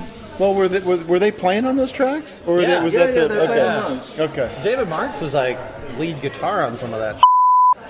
But then he was 14. Yeah. Then he took acids and disappeared for a while. He lived with Warren Zevon. He was he was good buddies. Wow. I assume did a lot of terrible things together. Yeah. A lot of drugs. Drugging. Lot of drugging. We should talk about your show. Yeah. We'll come back to the Beach Boys. Let's park those. Well, we were trying to get. I was just end of the Beach Boys, and we were trying to get Mike Love a couple times. And the last final episode of the season, we were trying to get him, and he blew us off. So we got Todd Rundgren instead. That's pretty good too. Todd Rundgren's cool. He's another kind of space cadet, isn't he? He almost falls into that Brian Wilson category where the cool kids are I love Todd Rundgren. Yeah. Todd Rundgren's cool. Sort of out of our league, you'd think, of the on-cinema Decker world, but anyways. A lot of the guys we were trying to get were dying. That was the other strange thing, is that we were in we actually had the ear of Paul Kantner's people, and they're like, Paul has the script, he's reading it, and then 2 days later he's dead. And we had Don McLean, American Pie, Still interested. alive, but in jail for beating his wife up. The Curse of Decker. Glenn Fry. We were out to him, and he died like 2 weeks. I mean, there were like 4 of them. Yeah. Maybe don't ask any more heritage musicians on the show. I think that's the thing. We just had Jerry Lewis yesterday. And listen, man, I love both of you, and I feel a little bit weird kind of sitting here because I've got a man crush on both of you. I think you're both very powerful, attractive men. Okay, and it is true. And so that's out there, and we'll just leave it. It's true. I'm coming to the show. What can I expect? What is the live show? Well, it's us doing stand-up comedy that we've been doing Greg's been doing it as Neil Hamburger for 20 years. Hang on a minute, Neil Hamburger's not a real person. I'm following a fake person on Twitter. They're all fake on Twitter. What is everybody real? you're following? They're all bots. It's all a bunch of bots. But the only one that's real is Bette Midler. That's a totally authentic account. She's the only one. She's very sincere. I don't think it's fun to explain, what it is or what's funny about it, because then you start either sounding like an asshole, or you start lying. But then don't. Yeah, I was just doing the tell us, but don't if you don't want. It's whatever it is. It's a what is it? It's a bunch of. It's an attempt to entertain. Jackassery. It's what we would personally find funny if we went out to a nightclub for a night of entertainment, and since nobody's putting that on, then we have to do it. It doesn't mean everyone else would find it. I'll say that I was before becoming friends with Greg and his character Neil Hamburger. I would go seek him out and see him in the clubs years ago, and it was one of the only comedians where I would physically scream and jump up and down during his set because it was just the strongest, hardest. I've laughed at anything in my life. And then there'd be people walking out too. So that's the joy. That's the joy of these things. Are the great ones where it splits the audience. There's a brilliant comedian over here called Jerry Sadowitz, who I know this guy. Yeah. He's incredible, and there will, within the first minute, people are getting up saying, "I'm not sticking around for this," and it's wonderful because you don't. I don't really go and see stand-up comedy anymore because I'm tired of people doing their tight 20 and all that. I want to feel something. You've been to Britain. This is your first time, Tim, and you've been here before. With Eric, we've done shows here, but as a solo artist doing stand-up, it's my first time here. You've done. I think this is my 5th run at the Soho. Oh wow! I've come here many times because it's the best doing the show in the same room every night for many nights. Yeah. Because certain things disintegrate and certain things get stronger, and it just every show will be pretty different. I think. Yeah. We're doing 2 weeks of shows, and we're gonna figure out what's connecting better, and then trying new things, and it's gonna be fun. And sometimes you get the night where you're just like, "Fuck, I'm not in the mood for this," and then you just roll the dice with something completely out. People get their money back if they're not 100%. Satisfied. 100%. Yeah. I recommend they challenge the theater on that too. Yeah. I know it's not in the theater's best interest that I say this, but just lie. Yeah. Say I didn't have a good time. You'll get your money back and 2 free tickets to another. 85% satisfied, which is not. No, we're 100% satisfied. You're doing a screening as well of On Cinema at the cinema. Yeah. Are you something? You don't know. I've just seen that you're doing it.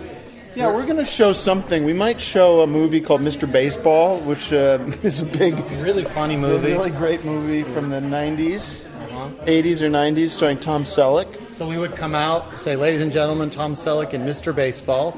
Then we'll leave. Yeah. And when the movie's over, we'll come back and say, thank you for coming. Good night.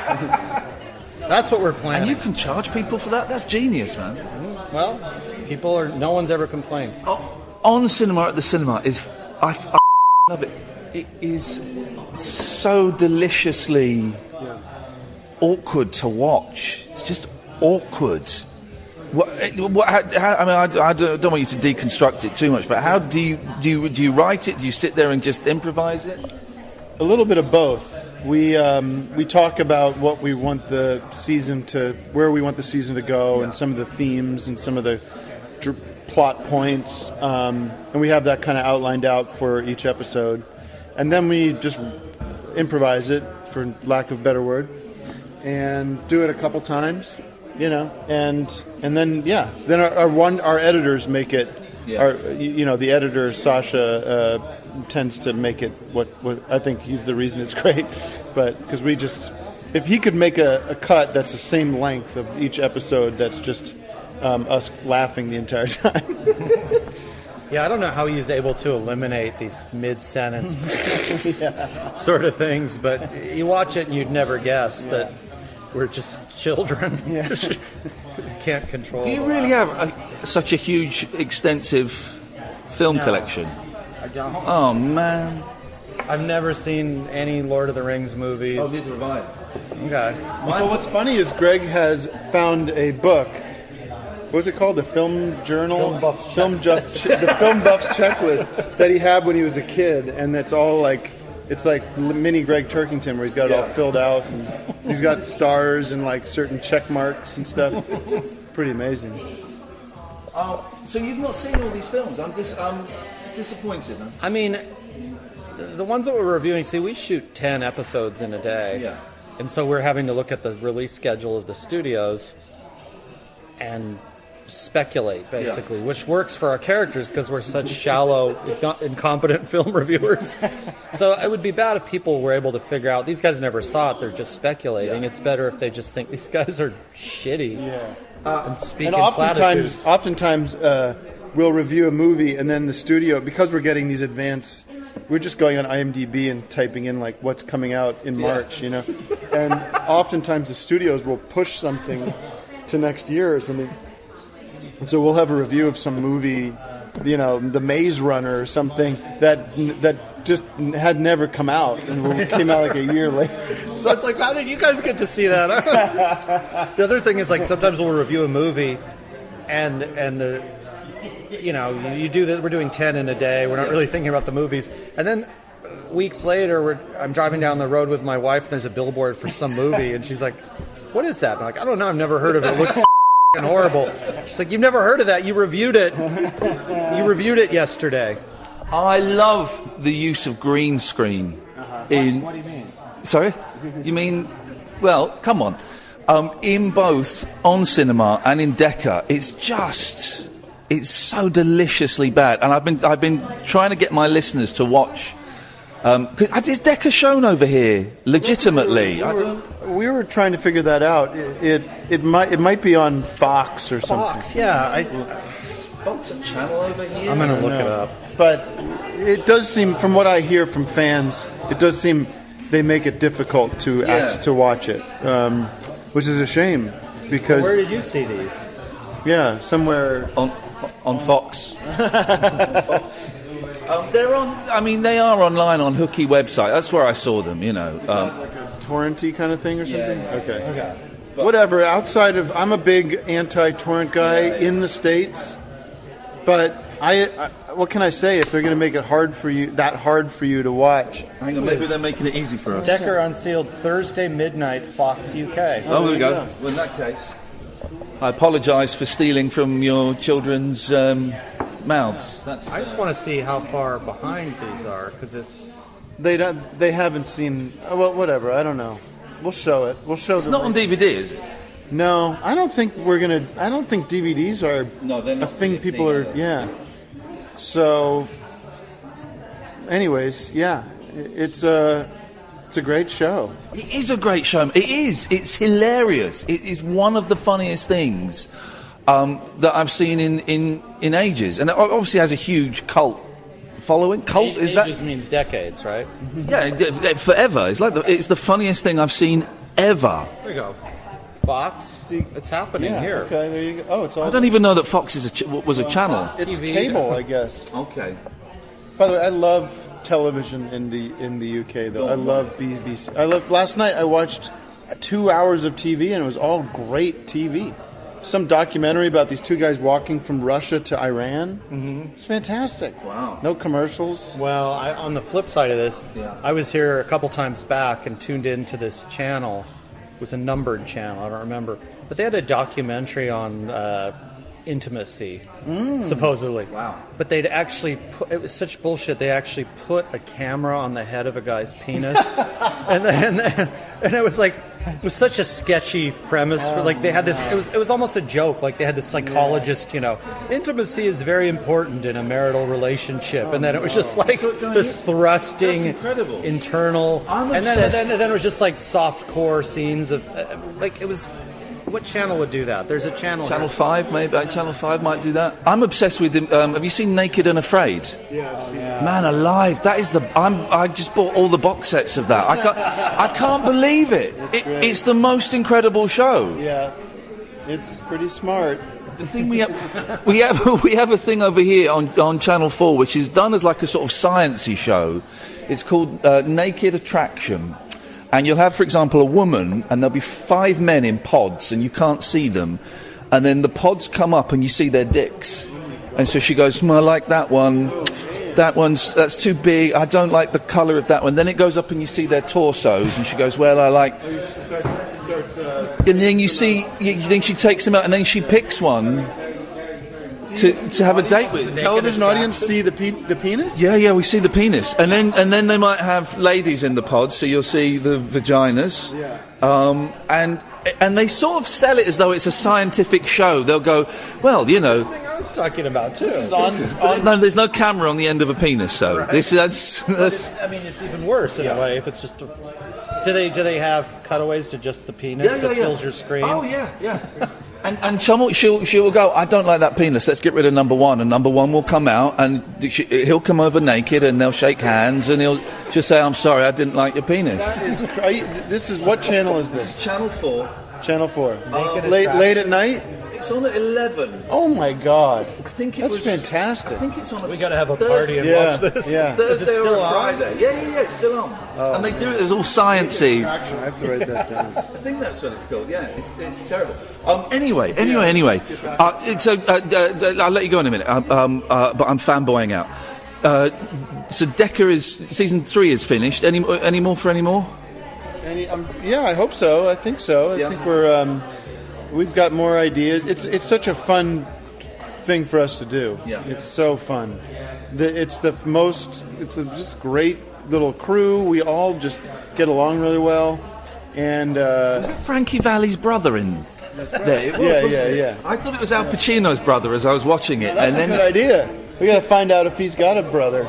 We had a lead on Pacino, remember? For what role was that? Oh, it might have been for that role that Frankie Valli was in, or Bobby Valli.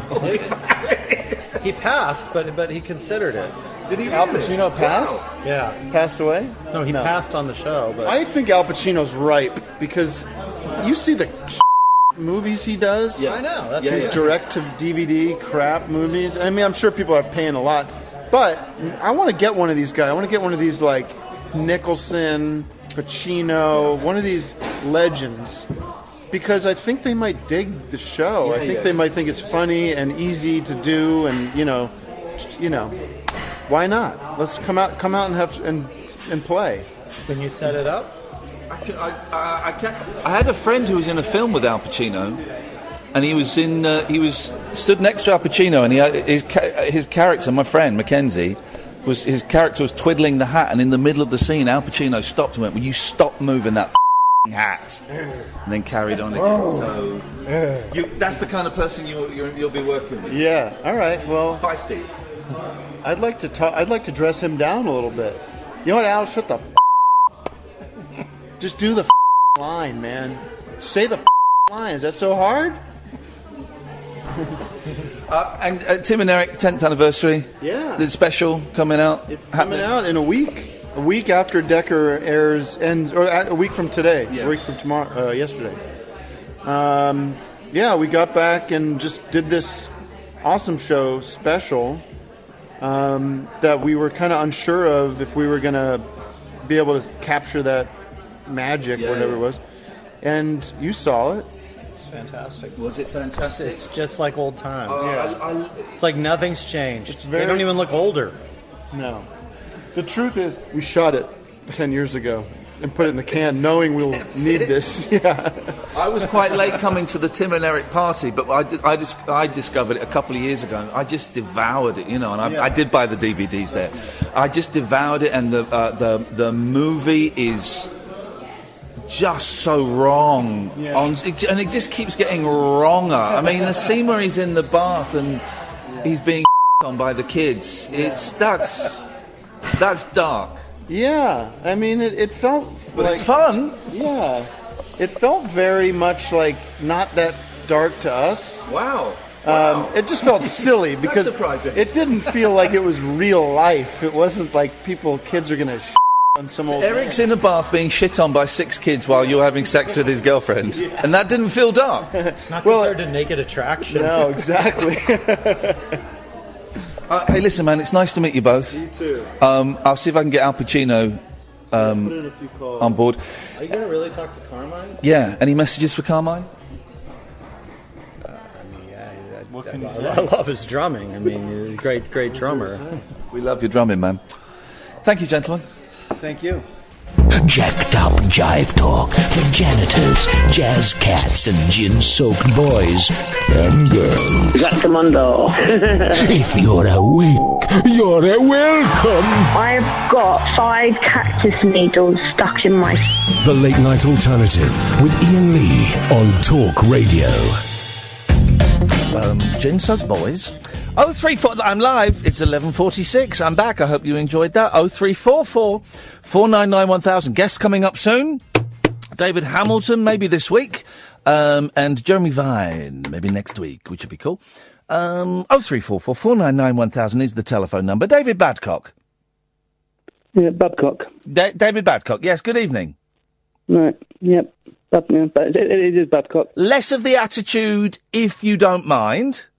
Well, recently I've tried to be a bit more light-hearted. Okay, it's just a little bit. Most of the callers tonight have had what can only be described as a cob on, and I'm not quite sure why. I'm peed off. Why is that? Because I think with me being a bit more light-hearted recently, it's made people think that they can be silly on the social medias. Oh no! Are people taking the mick out of you and your ghost hunting? Yep. That's terrible. And I went onto both Facebook and Twitter today, and I said, right, you lot. Yep. I'm sick of this. I just want people who are interested in my paranormal investigation. And so, who's in it? Who's with me? Right. Would you like some of the replies? If you can read them, if you know what words we can and can't say. Right. This one's from Simon. Yep. Hi, Badcock. Spelled my name wrong. Yeah. I actually think the timer goes for several reasons. Yeah. So I'm thinking, right, here we go. Number 1, it makes me hard every time I think of ghosts. Oh. Number 2, when I touch myself vigorously, ectoplasm comes out. Oh, no. Right. Ed Meadham. Yep. Badcock. Have you ever fingered someone from the other side? Steady on, come on. Right, I had to put up with this. Yeah, I know, but we don't have to. No. Go on. This was on Twitter. Okay. I like to get bummed by ghosts. Okay, but I've run that's enough. That's enough of that. Although if you go on Facebook now, you'll see that some. I've just written a comment.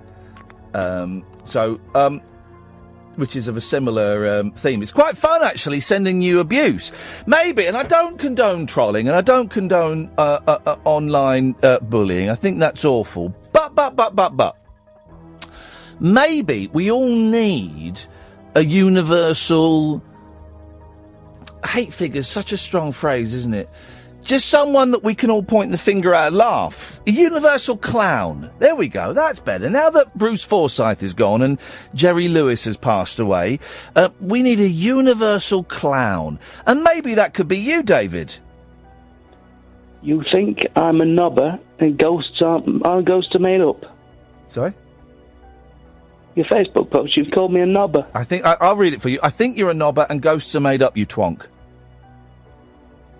Well, and I feel better. I feel better for having done that. I'm not some kind of pincushion for. You're an insult pinata. Well, I tell you what. I can fight. I can give as good as I get. Go on then. Yeah. You're a willy. Okay, well that's rude. Well, and you spell your name wrong. Funny you should mention that. I got a letter. I spell my name the Scottish way, the correct way. I got a letter from a Scotsman today, and he spelt my name wrong. Well, I don't know what's right and what's wrong. Well, Iain is the correct way. Anyway. Here's the thing. Did you see Big Brother tonight? I'm not watching that tribe. Well, you should have watched it, because I know you've got beef with the Cora, right? Kokora. He was wearing some budgie smugglers this evening. You know, the very tight, high-cut swimming trunks that were popular in the 1970s with macho men. Christ. Yeah, he was wearing some of those, and it really was. It was a sight to behold. Tell me this, Ian. Could you see his helmet? Sorry, thanks very much for calling, David. That's thanks very much for calling. I mean, dear me, hang on, I apologise for that. 0344 499 1000 is the telephone number if you want to give us a call. Don't forget you can listen to Talk Radio on DAB, on downloading the Talk Radio app, also online at talkradio.co.uk. And we do a daily podcast. Why don't you go and get it? I've not got past the first sentence of the killer robot story. Is it worth me diving back in? I don't know if I should or not. Maybe I should. Oh dear, what a cheeky yawn. Oh no.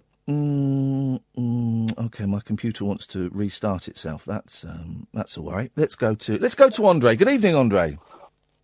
Hello? Hello? You know Back to the Future? Back to the Future, yeah, the film. The movie, yes. Yes, it's a great film. Yeah. Watched it with my kids recently. You know that car, the DeLorean? The what? The which?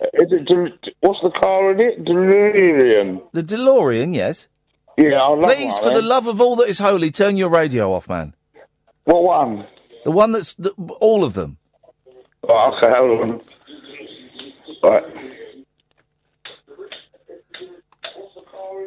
There's quite a lot of radios in here. How many radios have you got on? Hold on, that's that one. A bit of audio over here, I better turn off. Right, that's it. Oh, just turn that one back. Right, that's it, okay? Right, yeah. Right, what I was going to say, yeah, that car, where can I get one? A DeLorean? Yeah, one that needs doing up a little bit. I reckon you could probably get one on eBay. Shall we have a look on eBay and see if we can get you one? Can you, yeah? Yeah, but having said that, yeah, I think one what needs a bit of work could probably be about £15,000, 20 grand. Right, well, I'm not paying for it, so I couldn't care less. Yeah, but should we start a fund? You can start. Andre's fund? Here we go. There's flipping heck. What? There's a... Right. Because I'll tell you, you know why? Because I think cars should be kept off the road and stuck to the sky. Okay. There's one here... That's my philosophy. Okay. There's one here that's been made up to look like the car in Back to the Future. Yeah. Have a guess how much they want for it. For about £5,000. No, go up a little bit more. 10. Up a wee bit more. 12. £65,000. Oh, you joke. Well, it's not even a real one. Well, I mean, it's a DeLorean, but it doesn't go back in time, if that's what you mean by real. It's got gull wings and that on it, yeah? I don't know what that means, so I'm going to say... Doors. Yeah. There's one that's not made up to look like the Back to the Future car. It's a DeLorean, and it's got the doors... That's wings, that's £34,000. Oh, that do me nicely. Yeah, that's not so bad, is it? That's why I went in with the more pricey one first. Let's have a little whip round then for that, shall we? Well, you can start a GoFundMe thing, or you can either do a GoFundMe thing. That's more for charities, but you know. Well, my charity, the DeLorean. Yeah. Oh, sure. Or you could do like the crowdfunding sites where you know people can just donate money. Yeah. What about one of them bowling around London with blooming talk radio on it? Ooh, there's an idea for you. Just say, with me driving it. Just say the idea again. Me driving it around the city, yeah. Yes. With talk radio on the side of it. Okay. Well, you're not going to get any money for that.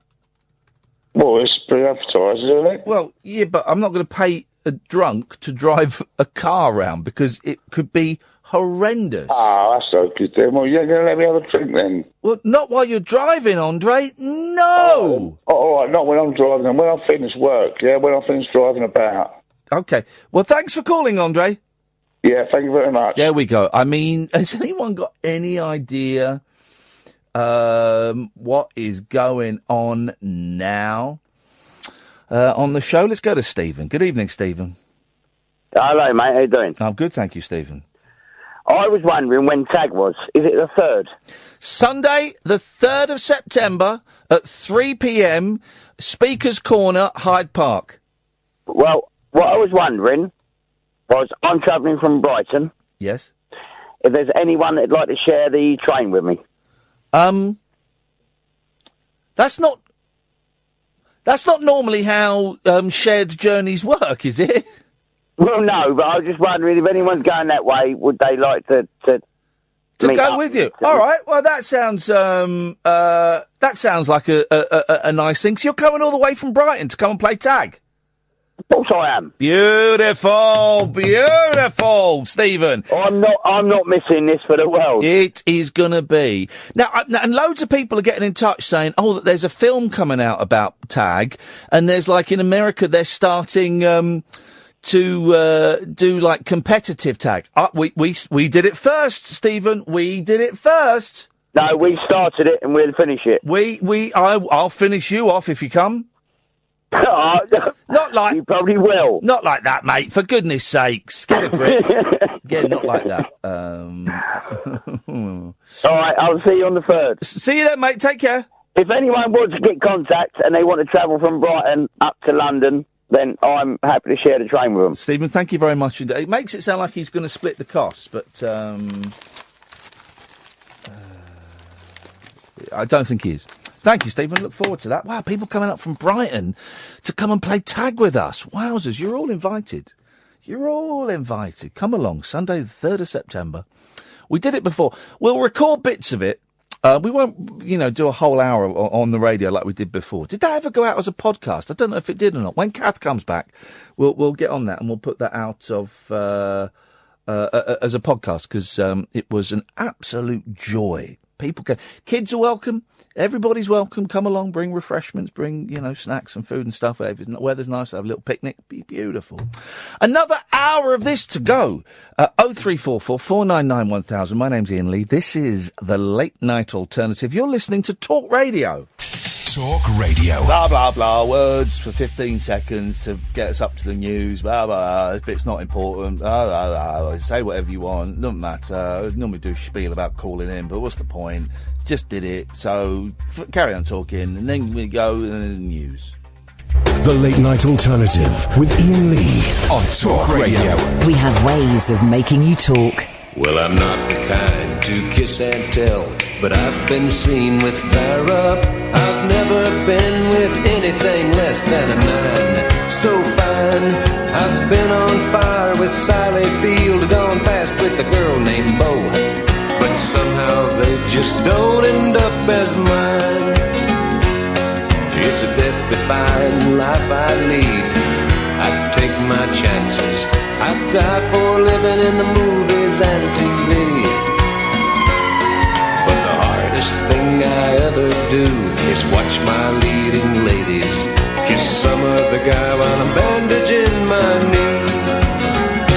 I might fall from a tall building, I might roll a brand new car, 'cause I'm the unknown stuntman that made Redford such a star.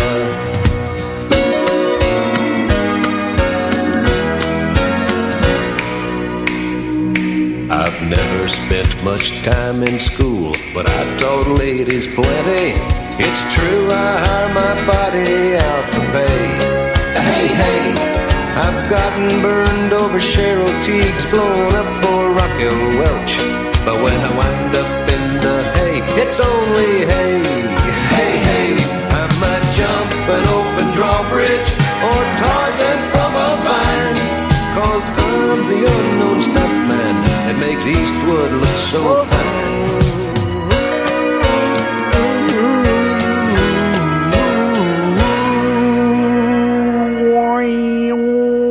0344 499 1000. This is the Late Night Alternative every weeknight from 10 o'clock on Talk Radio, DAB app, and of course online at www.talkradio.co.uk.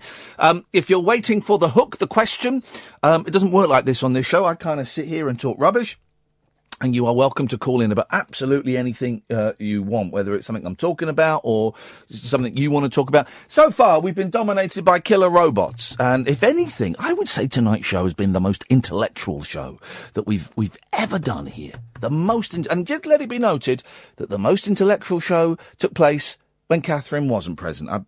Is there a connection? Who could possibly say? Let's go to Joe. Good evening, Joe. Hello, Ian. It's Joe, man. How are you? Hey, Joe. How you doing, man? I'm cool, man. Listen, I'm cool. How did the coffee withdrawal thingy go? Mate, I'm off the caffeine. I haven't had caffeine for 3 or 4 days, and I'm fine. But you was having a sneaky half shot one in the afternoon. I was having sneaky. Yeah, I didn't come off completely. I did. You crafty old sod. You crafty sod. Go on. I had sneaky half shots, but I wasn't. They weren't. I mean, they weren't sneaky. I wasn't pretending. Wow, you sound like a junkie, Ian. Brilliant. Excellent. Keep going. But I haven't. I don't have the half shots anymore. I'm done. It's all caffeine free. Okay. Oh, all right. Have you? What are you having instead? I'm having decaffeinated coffee. Oh, mate, no, just no. Sorry? No, don't be silly, Ian. Come on, man, you're a sensible geezer. Decaf. Just, that's ridiculous. Why is that ridiculous? It's just ridiculous. It's like having an ice cream that don't taste of ice cream. No, it tastes, but no, but here's the thing. It tastes... You're a junkie. It tastes... You're a junkie and you can't let it go, Ian. Innit? You're a junkie, come on. Hands up in the air. I'll put some Manu Chao on. There's a junkie in the house. Should we leave it there? Should we leave it there? No, but it tastes... Even bigger hole. It tastes... Go on, keep digging. It tastes of coffee. Your analogy doesn't... Shut up, for God's sakes, man. It tastes of coffee. Dig. You can leave it alone completely. You just have to have, like non-heroin heroin. Ian, listen, mate. Get yourself some mixed spice, like it's a jar.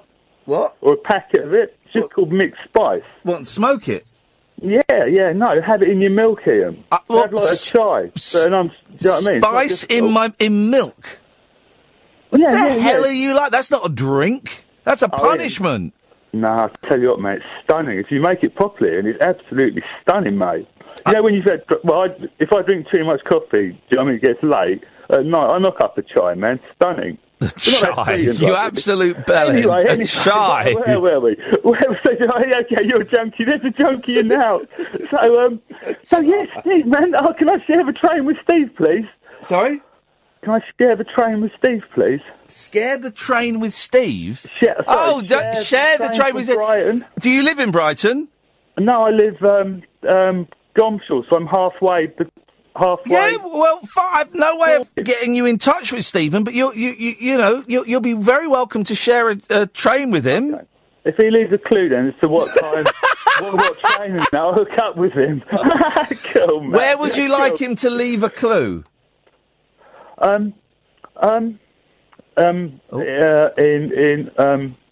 in a hollowed out tree trunk somewhere. Okay, Ian. what they used to call a dead letterbox. Yeah, man, exactly. That's the word I was looking for. Yeah, man. I used to read books on when I was a kid on like spying and dead letterboxes and stuff, Yeah, right? man, isn't it? But shut up! Will you shut up? Sorry. Please, for the just say hello. Hang on a minute. Put him back. I'll take him straight away. No, I'm going to leave you in. You've changed, man. You've changed. Shut up. Oh, you've changed. You've changed. Joe, say hello to Andre. Hey, Andre. Hi, mate. How are you doing? You're from years ago, aren't you, when Ian was at LBC? No. No? Okay. No, not me. Oh, what I was going to say, were you asking what the parking facilities are like there at Hyde Park? Probably really expensive. Yeah, because I want to go up there, yeah, and I don't know where to park. Oh. Can you ask him? No, he's boxed me off, Annie, because I've called him out because he's a junkie, he's a coffee junkie. He's not, he's a decent bloke. Huh? No, I might have a beer up there while I'm out there. You going up there? Well, yeah, I think so, I'd like to. Well, this Stephen geezer pick me up. What, with a train? What, with our train? Train? Yeah, man, no worries. All right, train? What's that, pardon? Anyway, what are you up to today? Yeah, train. I've got rid of him. He was boring me. Cool. So you going to come and play tag? Yeah, but hang on, can we get back to Ian? Yes. On a serious note, because I've been thinking about you, right? You mentioned metazapine the other night. Yeah. Right. Okay, but briefly, Ian, there's something called the Goldilocks effect, where too much is too much and too little is too little. I take it, Ian, right? But half one does the trick. Hang on, where too much is too... How is that the goal? That's just science, where too much is too much and too little is too little. No, in relation to side effects, Ian. So if you'd had like 1 milligram less or 2 milligrams less, yes, the side effects might be X amount percentage. The side effects of my metazapine are I've put on a lot of weight and I find it very, very difficult to yeah, I heard. Yeah. To finish off. Yeah, and also it led you to develop like a self-flagellation by reducing your coffee by half. By 50%. Mate, hey, you should have a nice wooden cross to nail yourself to at night, Ian. Thanks very much for calling, Joe. Go and have a nice chai. Love you. There we go. Oh, man, I was so relieved when I saw, who was it? It's one of the kids in the hall doing Dave, I can't remember his name, Dave from Kids in the Hall, you know? And he did a stand-up routine. I watched it on Netflix. I think the Kids in the Hall is so funny. He did it. It's like a new one in the last year or so. And I watched it about a year ago. And he comes on and he talks about being on antidepressants. And he says, do you know the side effect of antidepressants? I can't ejaculate. And I went, oh, wow, that. No one had ever said that before. Follow that, Kyle. Well, I'll do my best, Ian. How are you doing? Yeah. Joe's calls always lift me. And no one else could call me a junkie and make me laugh so much. I'm all right. I was going to say, do you feel drained after it, or...? After Joe's calls, no, I feel good. It's a weird thing. You've asked Simon, well, let's have a 30-second check-in. I'm up and down. I've had more ups recently than I've had in a long time, like feeling really positive and good. But interestingly enough, when I went to... I've been really busy, and I find that work, and particularly creative work, helps keep me on and up. And then yesterday... yesterday when I went into town to interview Tim and Greg, and I got there early, so I sat around the corner for half an hour, just sat there, and it was the weirdest thing, Carl. I just felt myself sinking into the seat, you know, physically and spiritually. And I texted a friend saying, I feel, because I'm trying not to say it on Twitter, because I'm realising I'm really boring on Twitter, going, I feel miserable, I want to kill myself, I hate the show, blah, blah. So I'm trying to text a friend, and I texted them and said, I'm sinking, and I know that I'm sinking, and I just want to check in and say that I'm sinking. And, so I'm a bit wobbly at the moment, Carl, a bit wobbly, but I've had some ups, and I've not had ups for ages, so that is something to cling on to. Ups are always good. There we go. Anyway, what you got for us, boss? Well, it's a bit bizarre, because I was looking, based on your robots team earlier. Yes. I couldn't find anything relevant to ring in about. However, I spoke to my friend Chloe. She was like, "Oh, have you seen this story?" Hang on a minute, Chloe. Right, and your name's Kyle. Yeah. Those are very similar names. You think? Kyle, Chloe. They're almost. Are you like who's that? What's that film with that the psychopath is his mum? Psycho. Yeah. Are you like the psychopath in Psycho? And Chloe is your mum. Chloe. Possibly. Okay. All right. If I've got a little bit too close to the true story, Carl, please don't kill me in the shower. No. I'd rather stay away from that. That's all right. Yeah, I would as well. Yeah. It was a report about an inventor in Rill, Fantastic Will, Rill even, who apparently designed this robot in his car, like a sat-nav type thing, I would imagine, which could, I'll try and say it polite, tug him off. A sat-nav that can tug you off? Well, it says here, I've got the story. Where is it? Story here. It says an amateur inventor was burned by the white heat of technology when his homemade sex robot made him crash his car. So he was doing it while he was driving! Dirty! Where is that? Where did you get that? This is the best story in the world! Well, I'd suspect it was in the Sunday, what's it called? The Sport. Sunday Sport. Oh, yeah. Oh, is that the, because there was a story in the Sport about a pensioner that was selling homemade scrumpy cider. You know, sometimes you see, like, you drive past in the countryside, you'll drive past a house, and outside it will say pot plants for sale or jam for sale, right? And this was scrumpy cider, and had these big, sort of gallon jars of this yellow stuff. But it wasn't scrumpy cider; it was his wee. Oh. Hang on a minute, because my friend, I'd seen it before, but someone, here we go. I'll load up picture. Oh, picture!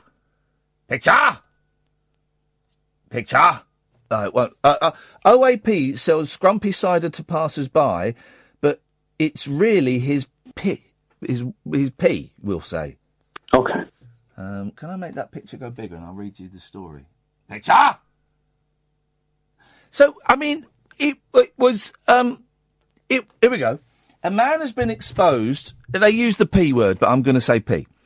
A man has been exposed as passing off gallons of his own pee as homemade scrumpy cider to unsuspecting tourists. Disgusting Gordon Nugent, 69, has been selling his special recipe home brew at his West Country home for 6 months. But he's now facing prosecution as the drink was sent to Home Office labs for analysis after customers fell ill. Nugent, who sold the half-gallon jars from his front garden at £10 each, described his cider as having an unusual, almost unique taste. Following complaints, local health and safety officers raided his bungalow in Bideford and tested the dodgy brew and found it was 60% Nugent's piss mixed with Strongbow cider brought from his local supermarket. Yeah, but I thought supermodels drank their own wee. Is that not a thing? Nugent insists he'd done nothing wrong, saying the drink was clearly advertised as unusual and that no one had asked how it was made. He told the Sunday Sport, "There's nothing wrong with my scrumpy. I never said it didn't have my piss in it." I never said it didn't. I decided to make my own cider using my urine after drinking some supermarket scrumpy, which tasted like pee anyway. Nugent has been in trouble with the authorities before, having 7 previous convictions for drunken disorderly after drinking bouts of extra strong cider. In 2013... Okay, I'm going to say this. In Here we go. We're just going to say it. We're just going to do it, Carl. Okay.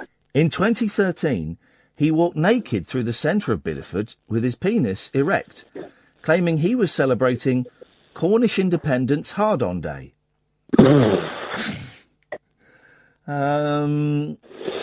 There we go. That's here's the thing, right? Do we trust the Sunday Sport now? Well, do you know what? I think it's a reliable organ. The bit that I was going to mention to you specifically, if that was all right. Yeah, go on. Someone tweeted me a picture of the bloke from the DIY sex robot Crash My Corsa. Yeah, go on.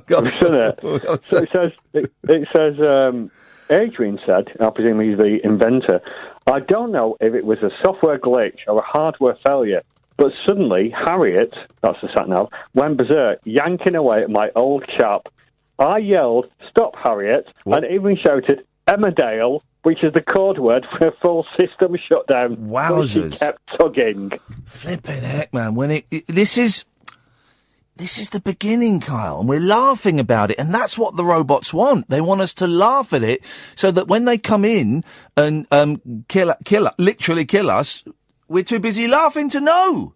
Right, but why would you? Right, I'm not suggesting, for legal reasons on your part, not suggesting you've ever engaged in such activity, but as a safe word, which some couples have, why would you pick Emmerdale?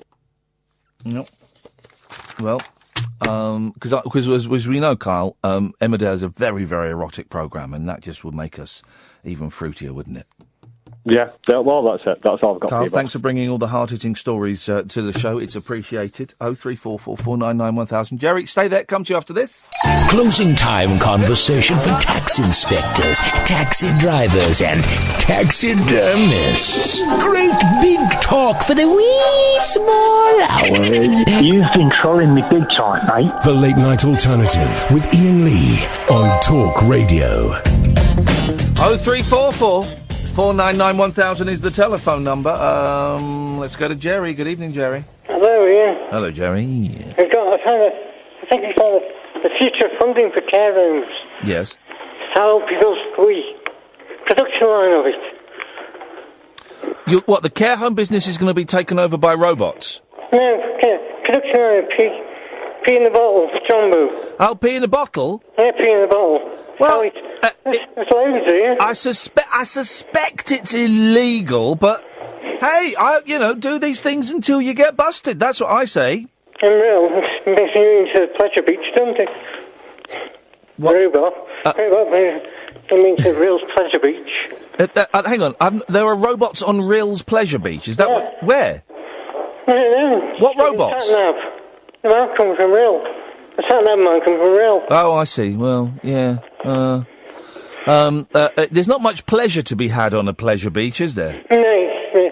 Just think of we though. I don't think I've ever been to Rill. I've seen Chris Moyles at Rill. You've seen Chris Moyles in Rill? Yeah, on the radio on Road 2 years ago. Was Smiley Miley there? Who? Okay, no. Some of the guitar details. I would like to go to some of Britain's coastal towns, because I like Bournemouth, I like Brighton.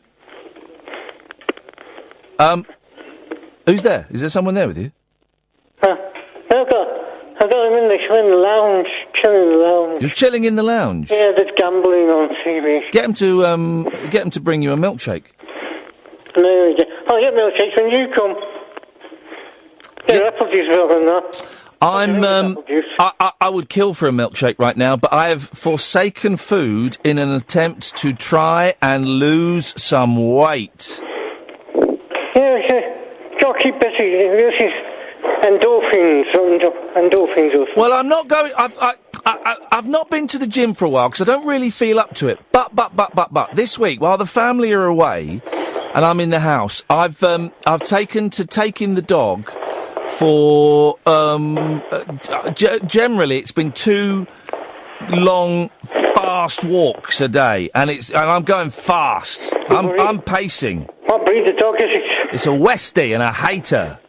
Westie, so nice. No, she's not. She's a pain, and she stinks. I like your shoes, like leather, washy leathers. I don't really like dogs. Getting that dog was the worst thing I ever did. He's just Well, it's like having a 5-year-old child for 15 years. I don't want that. Hello. I'll cut you off. Hello. Hello? Hello, Mr. Lee. Hello? You're talking... Hello, Jerry? Mr. Lee there. Yes? I'm sorry. Press the button. Press the button. Oh, that's something else. What the bloody hell are you doing, man? I fell off a chair earlier. Oh, good for you. How long did it take for them to come and pick you up off the chair this time? Hey? How long did it take for them to pick you up off the chair this time? 2 minutes you were in the room with me. I think over there. So point at the moment. No. Oh. So point. All right, man. Well, listen, I'm going to crack on with this rubbish. Okay, don't get you in Facebook film, just in case. Okay. Just in case. Okay, just in case. Just in the passenger seat, blows up. One for the ladies. All right. See you later, bye. See you later, mate. Take care. Ta-ta. Ta-ta. That's Jerry, who's I'm going to be honest, he's nuts. He's got Parkinson's as well, which is why he struggles to speak. He's younger than me. Imagine that. He's younger than me. Flipping it. I went to see my mum today in the care home, and I've not been for a few weeks just because, busy, man. Busy. And so I went and saw her. I was only there for about 45 minutes. I took the dog to see her. And, just those, man. Yeah, those places make me sad, you know. Those places make me sad. And my poor mum. Anyway. Last 30 minutes of the show, dear listener. Do you want to come and play? 0344 499 1000 is the telephone number. If you want to give us a call, you'd be very, very welcome. Can I, please, I started this over 2 hours ago, 2.5 hours ago. Can I please finish this story about bloody killer robots? For goodness sakes.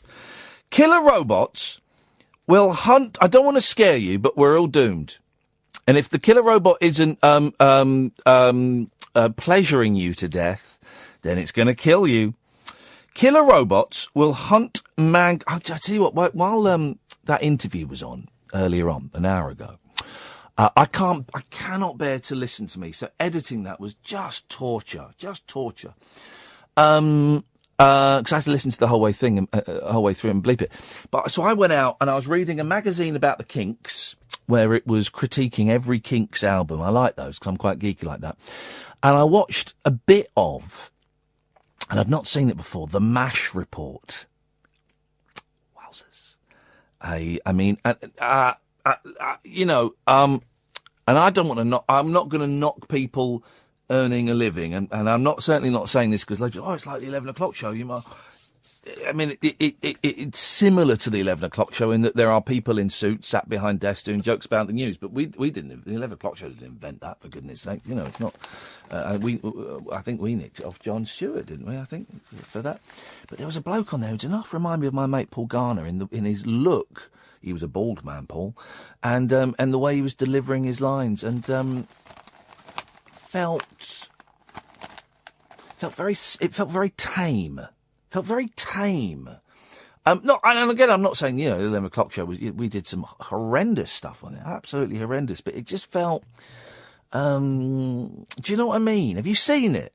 It just felt very clean and safe.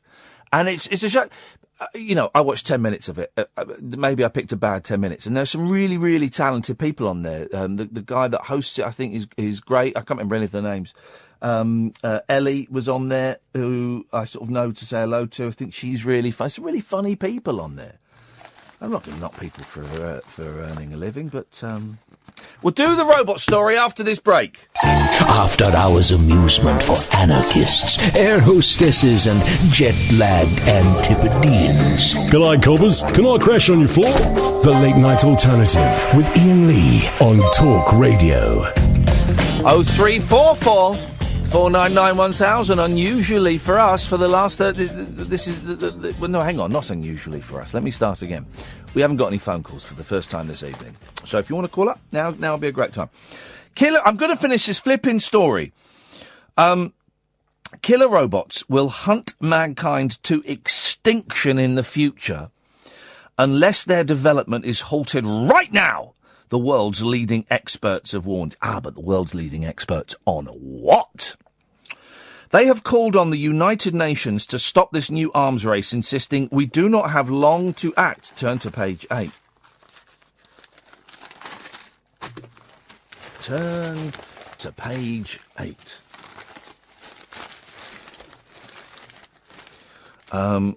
Terrifying, deadly warbots. They're calling them warbots now already. It's been reduced to warbots.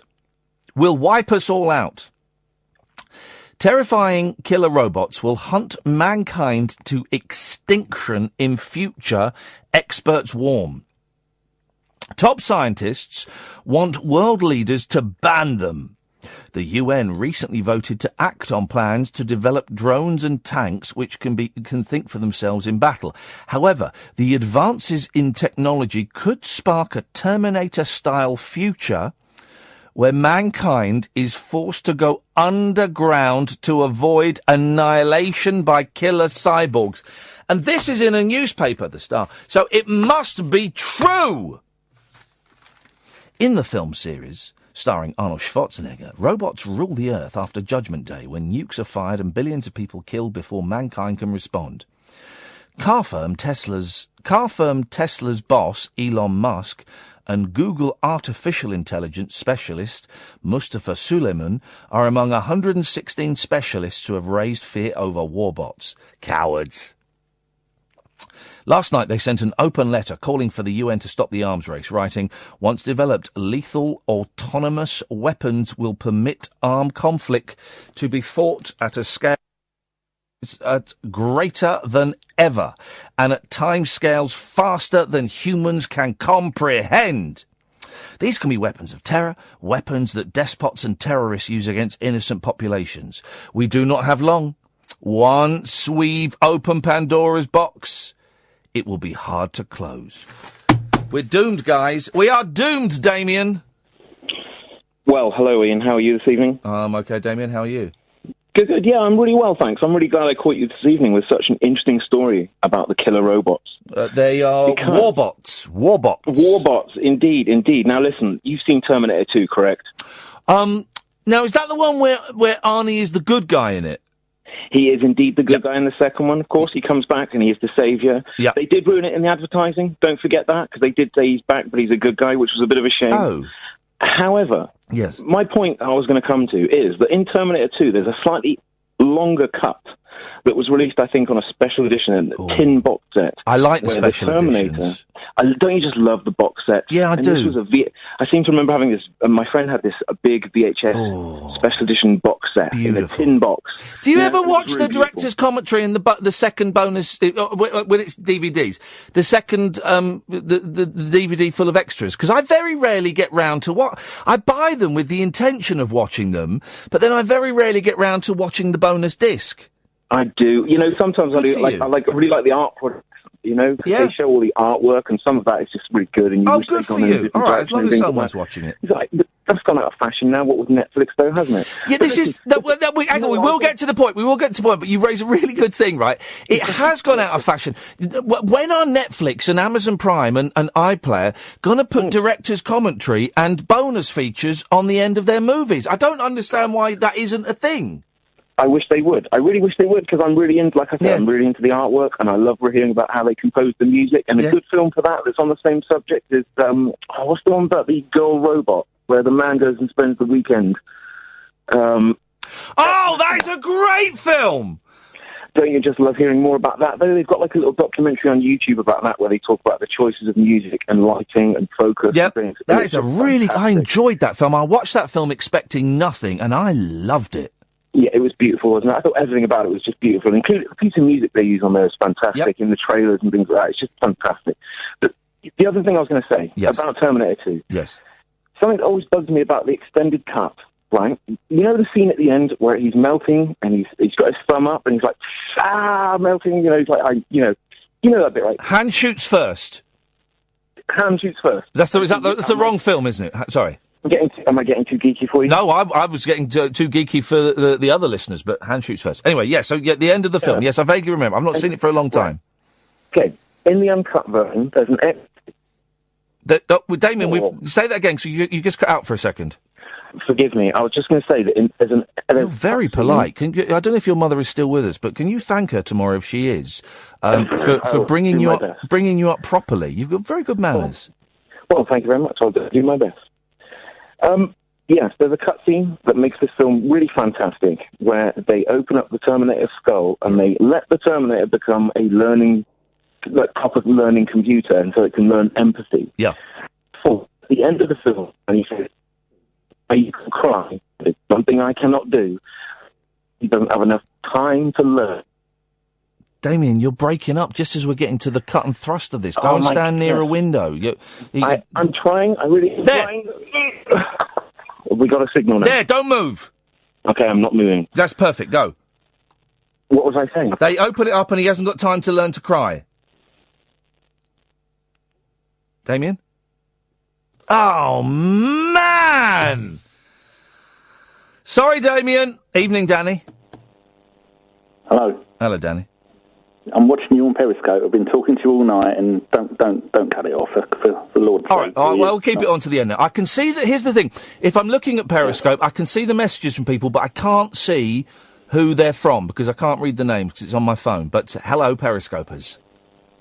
Yes, I'm talking to quite a few of them on there. William Shatner, do you know he did a series... You're waving. Hello, I'm waving back. Yes. Do you know he did a series of books based on robots in the future? The Tech Wars or something they're called, aren't they? That's it. Yeah. That's it. I got the first one. I thought he did a couple of them. Apparently there's 9 of them according to Wikipedia. Yeah, he did a big series. But are they any good? No, they're rubbish. It's all set in Mexico, New Mexico, that kind of area. Right. And it's, they made the first one into a film. Oh, well, I lost the will to live with that one. Then after that, I gave up. Yeah. It doesn't surprise me that grumpy old Shatner, I like reading he's written several autobiographies and books about Star Trek. I like reading those, but it doesn't surprise me that his fiction is a bit pony. No, it's not very good. And you know, I take it you've seen Blade Runner? Yeah, I'm not. I didn't really buy into Blade Runner. I was a little bit disappointed with it. I've not seen it yet. I bought the 6-disc Blu-ray box set from Japan about 8 years ago. I've still not seen it. Well, there are 6 discs now. Is that because there's all those different versions of it? Yeah. Yeah. And I've not seen any of them. Which is the definitive one? Is it the director's cut? Is the definitive, isn't it? Yeah, I think because the director wasn't allowed to do it the way he wanted to, so many years later he did his own version again and just added loads of bits in. Apparently that's what someone wants to do with the sequel to Prometheus, because I watched that the other night and that was awful. What is Prometheus? The Alien. Alien. If it's not got Sigourney Weaver in it, it's not an Alien film. Right, but hang on. So there's Blade Runner as it came out in the cinema. There's the director's cut. That's 2 discs. What are the other 4 discs? I think one of them might be one of the commentary discs that you were talking about earlier. No, the commentary is on the movie. No, they might have just tried to milk it and put it on a separate separate Blu-ray. Flipping heck. You know, I've been tweeting you. You were the second person I ever tweeted 8.5 years ago. Did I reply? Yes. Well, and that's the first and only time. Everybody. Well, who are you on Twitter? Let me see you. @the_GFP. What if I've blocked you? If I've muted you? You know you won't have. I tweet. I reply to you. I retweet you sometimes, don't I? Yeah, I think you have. I asked you a couple of weeks ago how you got rid of all your tweets, because I've got 87,000 tweets. I replied to that. You did, yeah. Yeah, do it. It didn't work. It only got rid of a couple of thousand. No. It takes ages, right? But you can, hang on, delete your tweets, because I deleted all of my. I have like 70,000 tweets. They've all gone. And someone said, "Oh, it doesn't delete them; it just hides them." Shut up. Ooh, where are they hidden? Where are they hidden? Hang on, let me find the one I use. Here we go. TweetDelete.net. I used the one you used, but I only got rid of about 6,000, I think. Utter balls. No. Go in there. Use it, and you've got to wait, because you've got so many, it'll take ages. But it will do it, man. But I did it on Firefox, and Firefox is rubbish. I should have done it with Google Chrome. Thank you very much indeed. This is the geekiest show we've ever done. Damien's back. Oh, Jesus. Damien? Yes, it's me. I heard you say, oh, Jesus. Yeah, because there was silence there. Because I thought your phone had gone again, you muppet. Oh, right, okay. Fair enough. So I'm not too geeky for you then. Well, no, not too geeky at all. No, carry on, go on. Well, really, it just kind of makes me laugh. And like, I've said it to my girlfriend a couple of times, the story of how this Terminator, this cutscene just makes it means more. You know, it means more. So he has this, they open up his skull in this extra scene, and they switch him from like a computer that just has to follow instructions to be able to learn, which means when he's going down and he's melting at the end, it's really sad because he's actually got the capability to become human, because he's got that learning capability now, thanks to them like hardwiring this, rewiring this chip.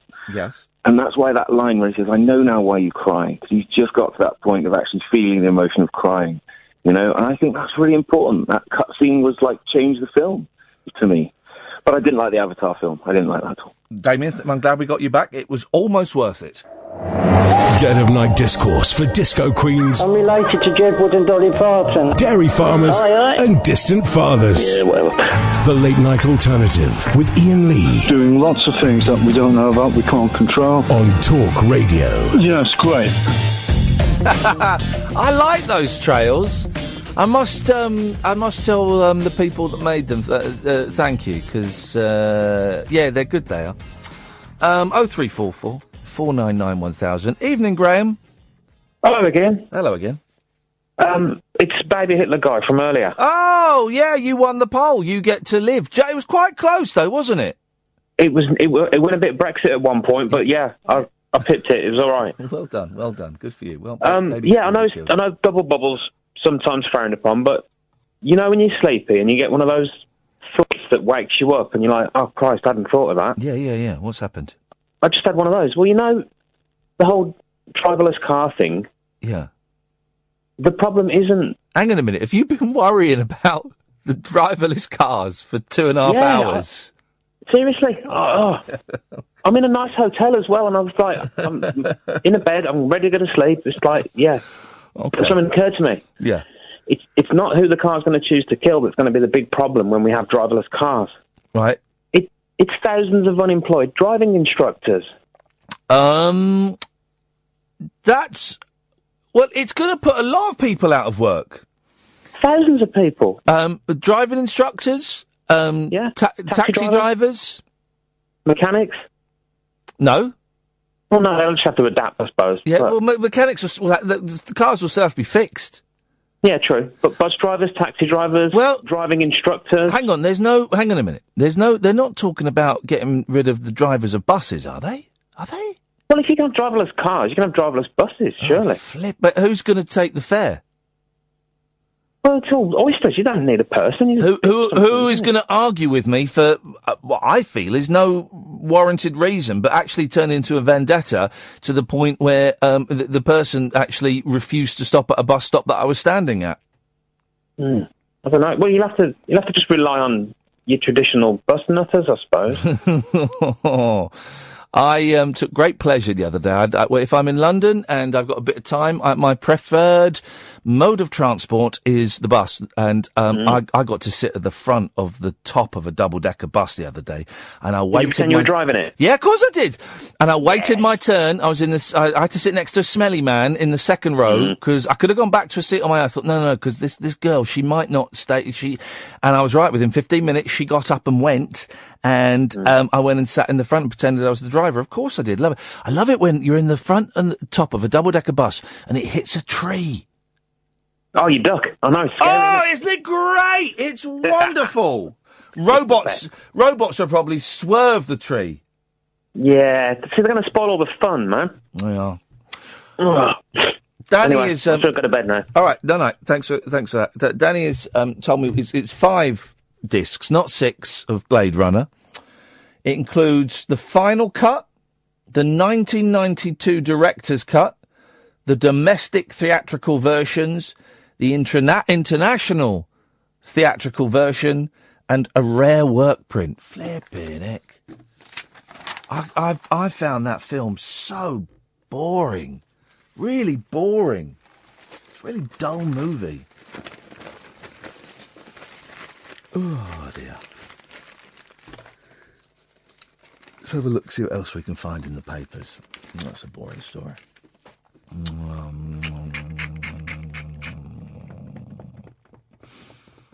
Oh, see, here we go. Can you tell who he is yet? That's the headline.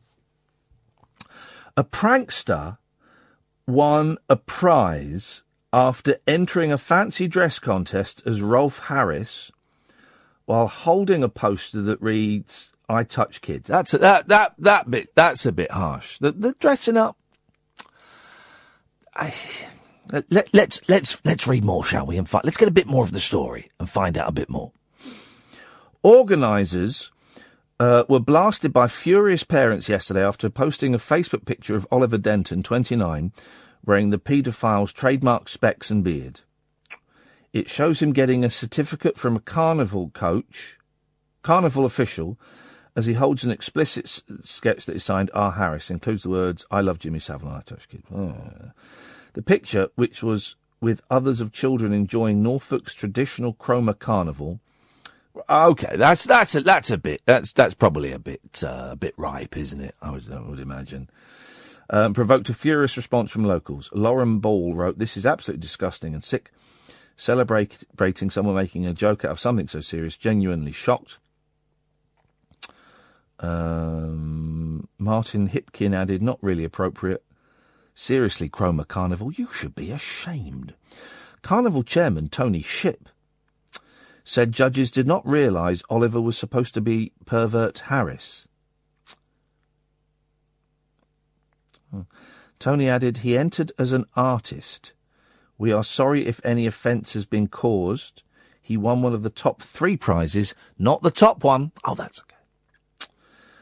Oliver refused to comment. The fancy dress dance is the last of a week-long series of events. Then it goes on to talk about Ralph Harris. Here's the thing. I don't really have a problem if people want to go to a fancy dressed up as Rolf Harris or Jimmy Savile. I don't really see the problem, as long as the audience at that event are it's appropriate. I would imagine it's inappropriate to dress up as one of those child rapists. That's what they are. An event attended by kids. I kind of get that, but yeah, I don't see a massive problem with it.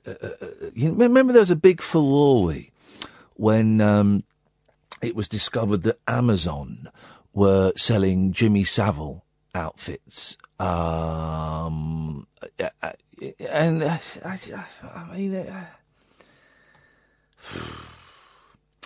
I get the joke, and I'm putting joke in inverted commas and in italics. I get it, and it's shocking, and it's it can be controversial, and I kind of get that. It's not necessarily making a joke about. Oh, I don't know. Shut up, Lee, before you say something that is well intentioned and gets you in trouble. There we go. Someone's growing up, aren't they? Someone's maturing. I think, again, most of the stories I've written down are all filler. Here we go. We'll end on this one. This is a nice one. It's a sports story. Scrum half Tom Holmes posed in the dressing room with a trophy and a Sparks riddle. Sparks of drugs riddle. It's brilliant. He's holding the trophy, and on the table is a bottle of beer, and there's what looks like two freshly cut lines of cocaine. As Tom 21 posted this picture on Twitter, fans pointed out what looked like 2 white lines on a table next to him, with someone joking, Congrats, enjoy your Coke. Someone else, imagine not noticing that beak on your picture. It does look like 2 freshly cut lines of cocaine. It's not. It's two scratches in the wood. It's brilliant. It's such a good picture. They've got another picture to prove it. It's two scratches in the wood that just it's brown wood and it's scratched and it's white underneath and it looks like some Charlie. There we go. Dear listener, that is it. That is your lot. We are done for another night. Tomorrow night is Wednesday. What have we got on the show? I don't think we've got anything planned for the show, so we shall just chunter along as we do, as per usual. You can, of course, download the podcasts to keep you occupied, whether it's the Talk Radio podcasts or it's the Rabbit Hole podcast, which we do. You can listen to my voice and Catherine's voice whittering away in your ears throughout the night. Thank you, Sam. Thank you, Cass. Thank you to everybody who's called in. Almost everybody that's called in. Back tonight at 10. Until then, ta-ta!